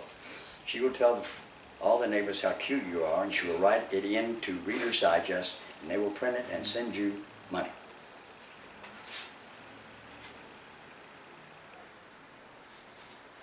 What about the egg?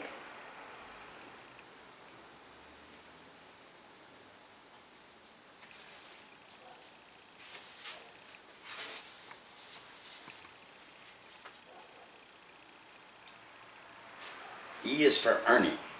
Ernie is the genie who lives in the sea. Ernie loves eggs. Take a nice fresh egg and throw it as high as you can and yell, "Catch, Ernie, catch the egg!" And Ernie will reach down and catch the egg. I like my version of it better. What is your version? Can't do it when their parents or adults in the house. And do it in the living room. I think my kids tried that. Huh? I think my kids tried that. Okay, shut it down. This is Rudyard Kipling. His poem Gunga Din. This one you don't know. You may talk of gin and beer when you're quartered safe out here, and you're sent to penny fights and Aldershot. But when it comes to slaughter, you'll do your work on water, and you'll lick the bloomin' boots of him that's got it. Now in India's sunny clime, where I used to spend my time serving Her Majesty the Queen, of all them black-faced crew, the finest man I knew was our regimental beastie, Gunga Din.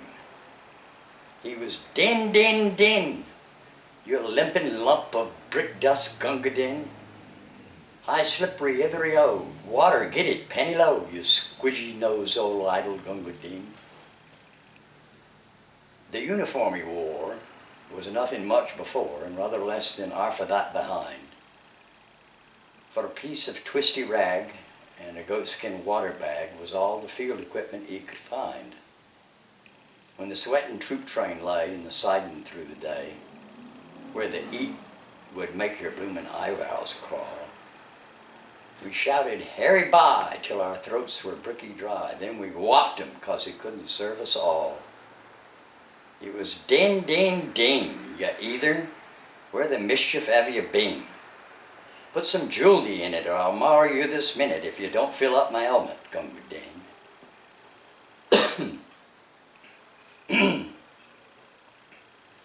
He would dot and carry one till the longest day was done, and he didn't seem to know the use of fear. If we charged or broke or cut, you could bet your bloomin' nut he'd be waiting 50 paces, right flank rear. With his musket on his back, he would skip with our attack and watch us till the bugles made retire. And for all his dirty-eyed, he was white, clear white inside when he went to tend the wounded under fire. He was ding, ding, ding, with the bullets kicking dust spots on the green. When the cartridges ran out, you could hear the front rank shout, "Hi, ammunition mules and Gunga Din." I shan't forget the night when I dropped behind the fight with a bullet where my belt plate should have been. I was choking mad with thirst, and the man that spied me first was our good old grinning, grunting Gunga Din. He lifted up my head, and he plugged me where I bled, and he guv me half a pint of water, green. He was crawling and it stunk, but of all the drinks I've drunk, I'm gratefulest to one from Gunga Din. It was Din, Din, Din. Here's a beggar with a bullet through his spleen. He's chawing up the ground and he's kicking all around. For God's sake, get the water, Gunga Din. He carried me away to where a dooley lay, and a bullet come and drilled the beggar clean. He put me safe inside just before he died. I hope you like your drink, says Gunga Din. So I'll meet him later on at the place where he is gone, where it's always double drill and no canteen. You'll be sitting on the coals, giving drink to poor damn souls. And I'll get a swig in hell from Gunga Din. Yes, Din, Din, Din. You Lazarusian leather Gunga Din. Though I've belted you and flayed you, by the living God that made you, you're a better man than I am, Gunga Din. That's cool. Huh? I really like that one. I like it how it makes you happy.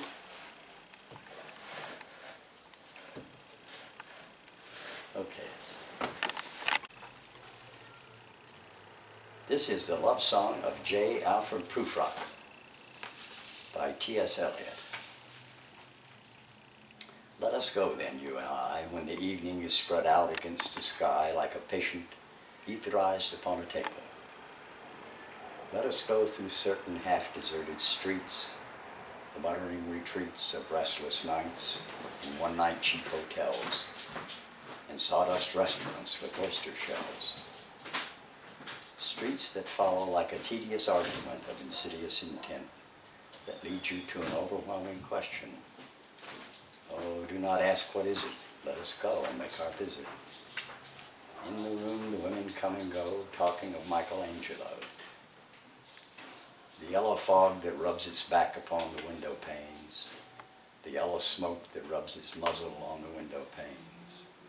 Licked its tongue into the corners of the evening, lingered upon the pools that stand in drains, let fall upon its back the soot that falls in chimneys, slipped by the terrace, made a sudden leap, and seeing that it was a soft October night, curled once about the house and fell asleep.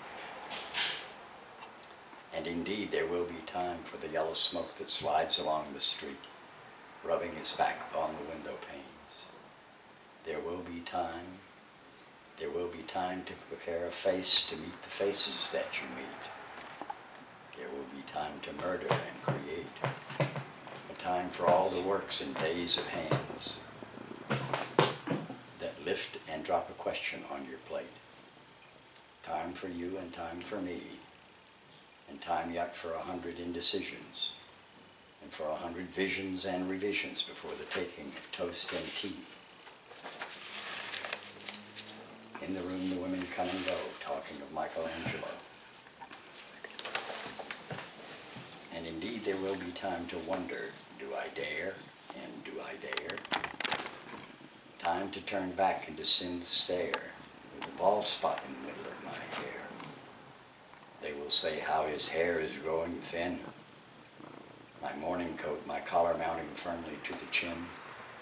My necktie rich and modest, but asserted by a simple pin. They will say how his arms and legs are thin. Do I dare disturb the universe? In a minute there is time for decisions and revisions which a minute will reverse. For I have known them all already, known them all. I have known the evenings, mornings, afternoons. I have measured out my life with coffee spoons. I know the voices dying with the dying fall beneath the music from a farther room. So how should I presume?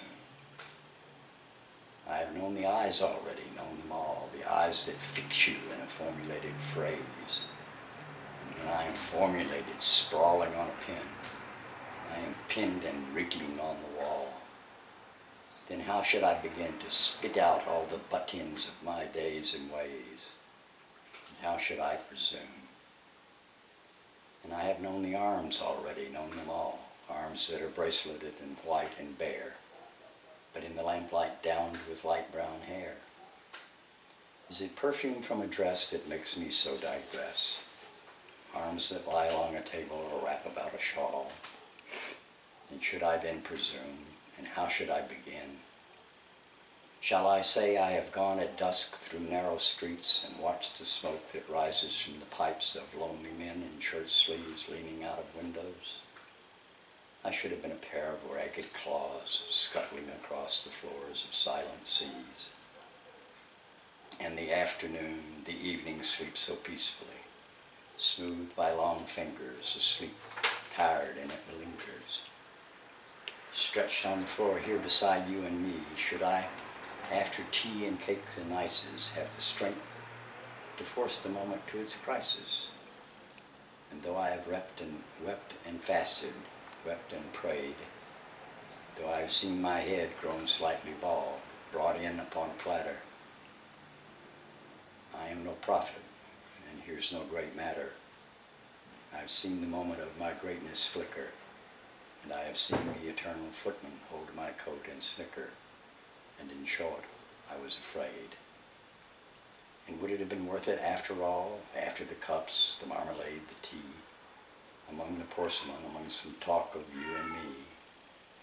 Would it have been worthwhile to have bitten off the matter with a smile, to have squeezed the universe into a ball, to roll it towards some overwhelming question, to say, I am Lazarus come from the dead, come back to tell you all, I shall tell you all? If one settling a pillow by her head should say, that is not what I meant at all, that is not it at all. And would it have been worth it after all? Would it have been worthwhile after the sun sets in the dooryards and sprinkled streets, after the novels, after the teacups, after the skirts that trail along the floor, and this and so much more? It is impossible to say just what I mean, but as if a magic lantern threw the nerves and patterns on a screen. Would it have been worthwhile if one settling a pillow or throwing off a shawl and turning toward the window should say, that is not it at all, that's not what I meant at all? No, I am not Prince Hamlet, nor was meant to be. I am an attendant lord, one that would do to swell a progress, start a scene or two. Advise the prince, no doubt an easy tool, deferential, glad to be of use, politic, cautious, and meticulous, full of high sentence, but a bit obtuse, at times indeed almost ridiculous, almost at times the fool. I grow old, I grow old, I shall wear the bottoms of my trousers rolled. Shall I part my hair behind? Do I dare eat a peach? I shall wear white flannel trousers and walk upon the beach. I have heard the mermaids singing each to each. I do not think that they will sing to me. I have seen them riding seaward on the waves, combing the white hair of the waves blown back when the wind blows the water white and black. We have lingered in the chambers of the sea, by seagulls wreathed with seaweed red and brown, till human voices wake us and we drown. Strange and wondrous poem. Love you, Mitchell. Thank you for sharing your day with me. Thank you, please. Love this. We'll pick up another time. Okay.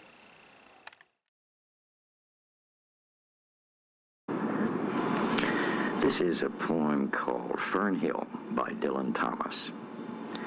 Now, as I was young and easy under the apple boughs about the lilting house, and happy as the grass was green, the night above the dingle starry, time let me hail and climb, golden in the heydays of his eyes.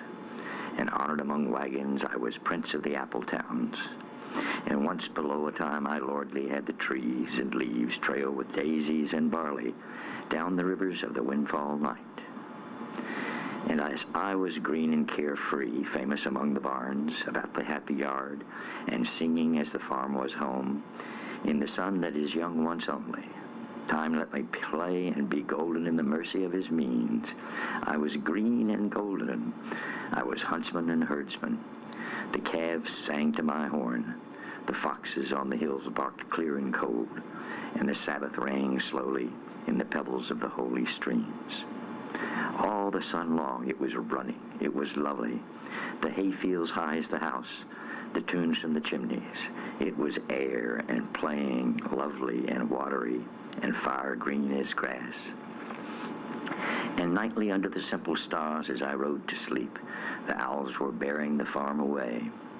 All the moon long I heard blessed among stables, the night jars flying with the ricks and the horses flashing into the dark. And then to awake, and the farm, like a wanderer white with dew, come back. The cock on his shoulder, it was all shining. It was Adam and matin. The sky gathered again, and the sun grew round that very day. So it must have been after the birth of the simple light in the first spinning place, the spellbound horses walking warm out of the whinnying green stable onto the fields of praise. And honored among foxes and pheasants by the gay house, under the new-made clouds, and happy as the heart was long, in the sun born over and over I ran my heedless ways. My wishes raced through the house-high hay, and nothing I cared at my sky-blue trades, that time allows in all his tuneful turning, so few and such morning songs, before the children, green and golden, follow him out of grace. Nothing I cared in the lamb-white days, that time would take me up to the swallow-thronged loft by the shadow of my hand, in the moon that is always rising, nor that riding to sleep I should hear him fly with the high fields, and wake to the farm forever fled from the childless land. Oh, as I was young and easy in the mercy of his means, time held me green and dying, though I sang in my chains like the sea. This is Do Not Go Gentle Into That Good Night, also by Dylan Thomas. Do not go gentle into that good night. Old age should burn and rave at close of day. Rage, rage against the dying of the light. Though wise men at their end know dark is right, because their words had forked no lightning, they do not go gentle into that good night. Good men, the last wave by, crying how bright their frail deeds might have danced in a green bay. Rage, rage against the dying of the light. Wild men who caught and sang the sun in flight and learned too late they grieved it on its way. Do not go gentle into that good night. Grave men near death who see with blinding sight.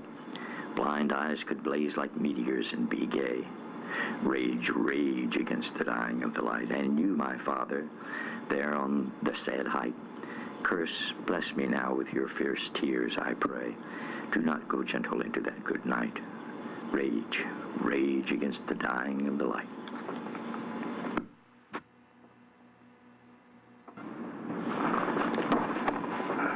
This is Charge of the Light Brigade by Alfred Tennyson. Half a league, half a league, half a league onward, all in the valley of Death Road, the 600. Forward the Light Brigade, charge for the guns, he said, into the valley of Death Road, the 600. Forward the Light Brigade, was there a man dismayed? Not though the soldiers knew someone had blundered. There's not to make reply, there's not to reason why, there's but to do and die, into the valley of Death Road, the 600. Cannon to the right of them, cannon to the left of them, cannon in front of them volleyed and thundered. Stormed at with shot and shell, boldly they rode and well, into the jaws of death, into the mouth of hell, rode the 600. Flashed all their sabers bare, flashed as they turned in air, sabering the gunners there, charging an army while all the world wondered. Plunged into battery smoke, right through the line they broke, Cossack and Russian, reeled from the saber stroke, shattered and sundered. Then they rode back, but not the 600. Cannon to the right of them, cannon to the left of them, cannon behind them volleyed and thundered. Stormed at with shot and shell, while horse and hero fell, they that had fought so well came through the jaws of death, back from the mouth of hell, all that was left of them, left of 600. When can their glory fade? Oh, the wild charge they made. All the world wondered. Honor the charge they made. Honor the Light Brigade. Noble 600.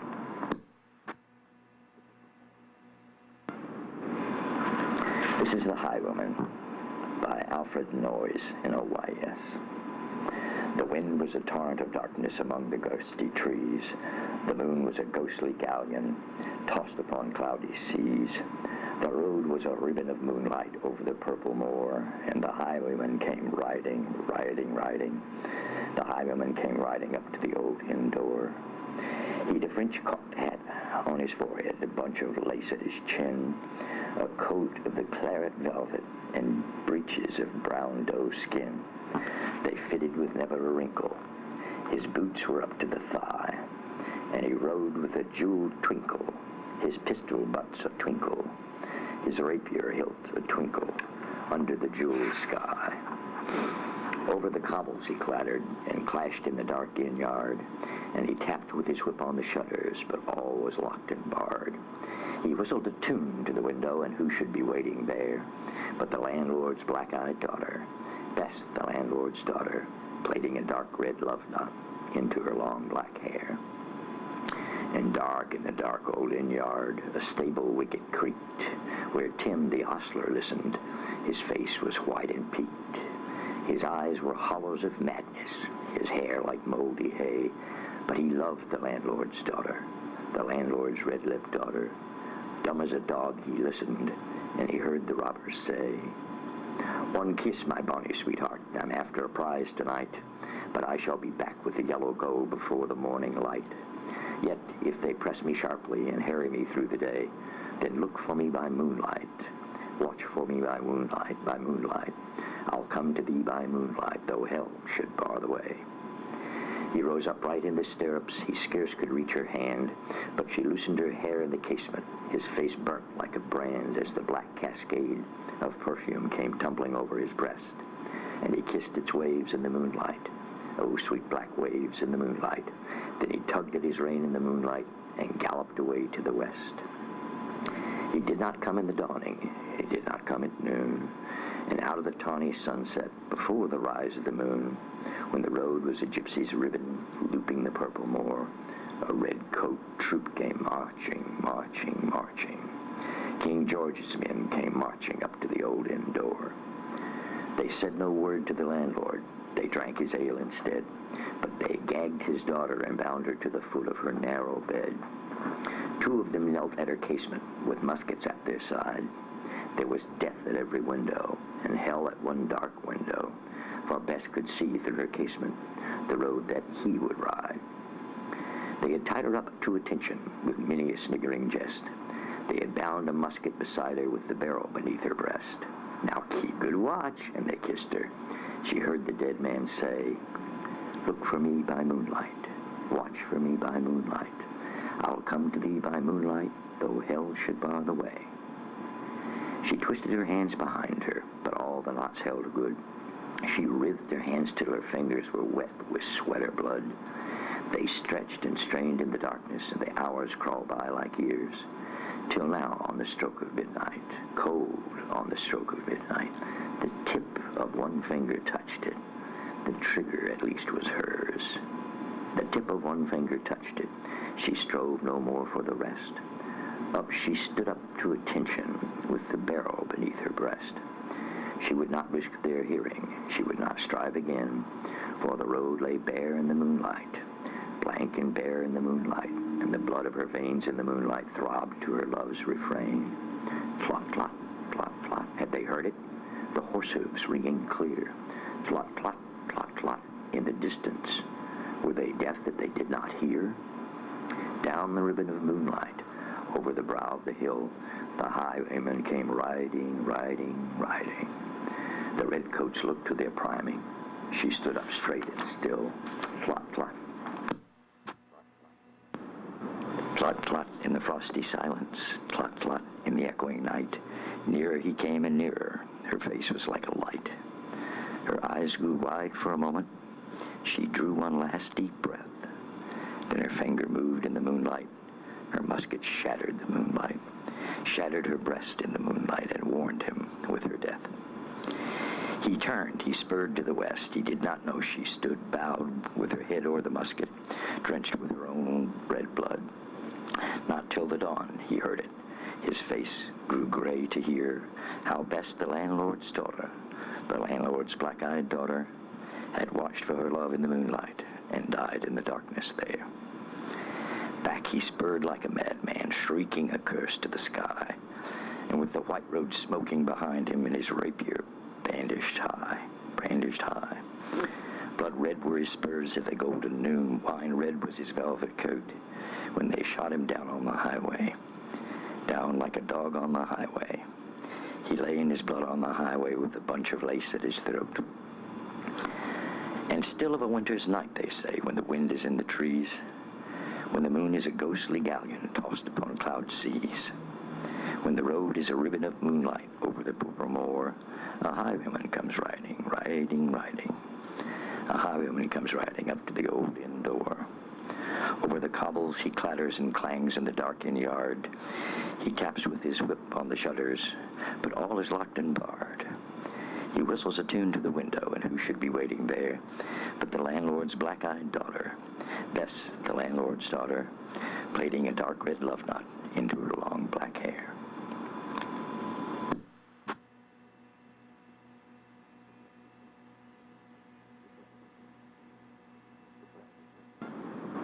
This letter was written at the Executive Mansion, Washington, D.C., November 21st, 1864, to Mrs. Bixby, Boston, Massachusetts.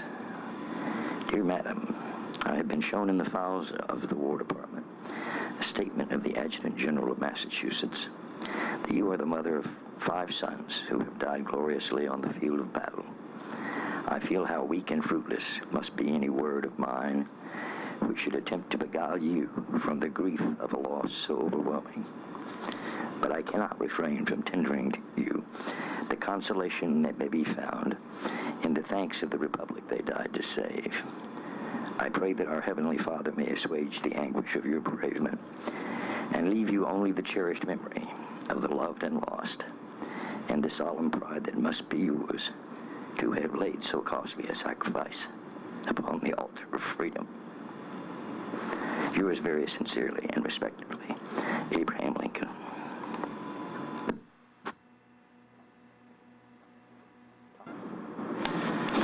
Thomas Hardy wrote this poem in April 1914. It's called Channel Firing.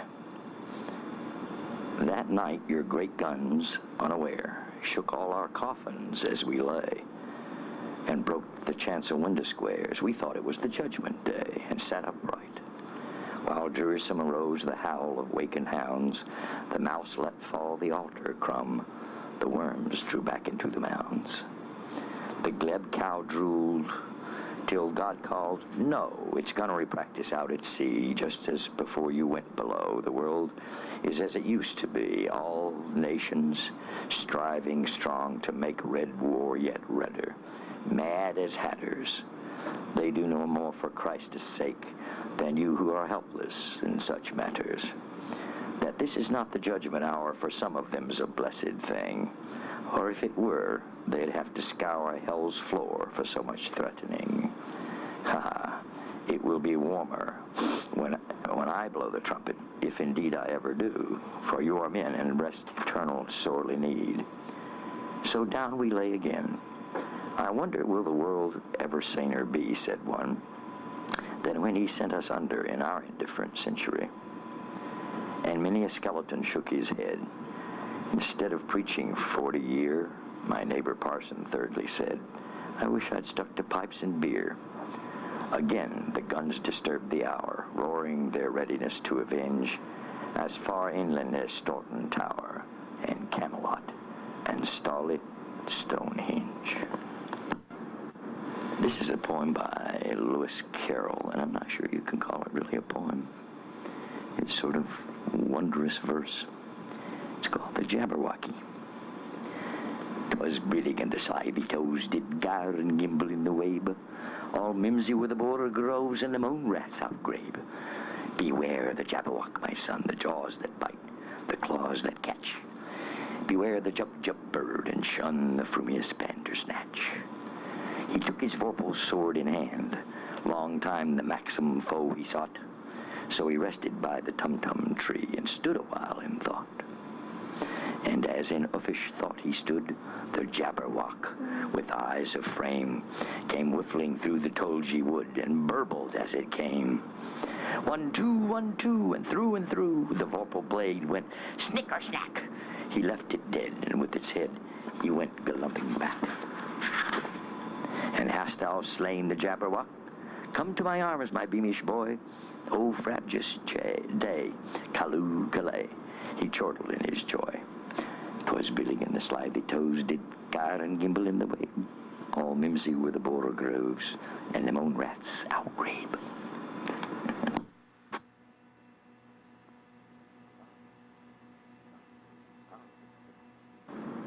All right, this is a poem about David's confidence in the grace of God.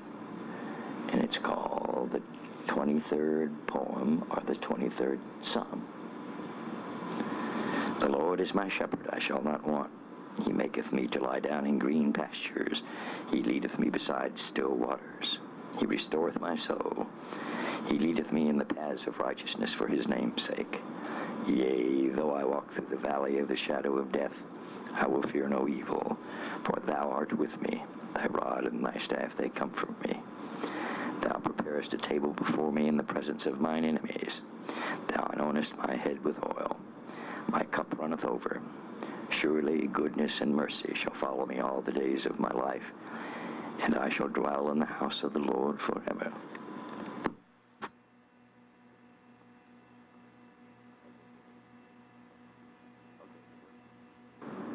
Okay, the Byrds sang a beautiful song about this. Not many people know it comes from the shortest book in the Bible, the Old Testament, Ecclesiastes chapter 3. To everything there is a season and a time to every purpose under the heaven, a time to be born and a time to die, a time to plant and a time to pluck up that which is planted, a time to kill, a time to heal, a time to break down and a time to build up, a time to weep and a time to laugh, a time to mourn and a time to dance, a time to cast away stones and a time to gather stones together, a time to embrace and a time to refrain from embracing, a time to get and a time to lose, a time to keep and a time to cast away, a time to rend and a time to sow, a time to keep silence and a time to speak, a time to love and a time to hate, a time of war and a time of peace. What profit hath he that worketh in that wherein he laboureth? I have seen the travail which God hath given to the sons of men to be exercised in it. He hath made everything beautiful in his time. Also he hath set the world in their heart, so that no man can find out the work that God maketh from the beginning to the end. I know there is no good in them, but for a man to rejoice and to do good in his life, and that also that every man should eat and drink and enjoy the good of all his labor. It is the gift of God.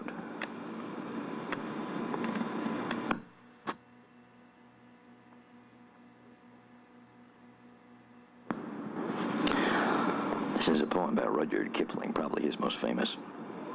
Kipling, born 1865 in India, schooled in England, lived all sorts of places. Died in 1936. In my view, he was something of a racist, but he did win a Nobel Prize. And this is probably his most famous poem. It's called Gunga Din. You may talk of gin and beer when you're quartered safe out here, and you're sent to penny fights in Aldershot.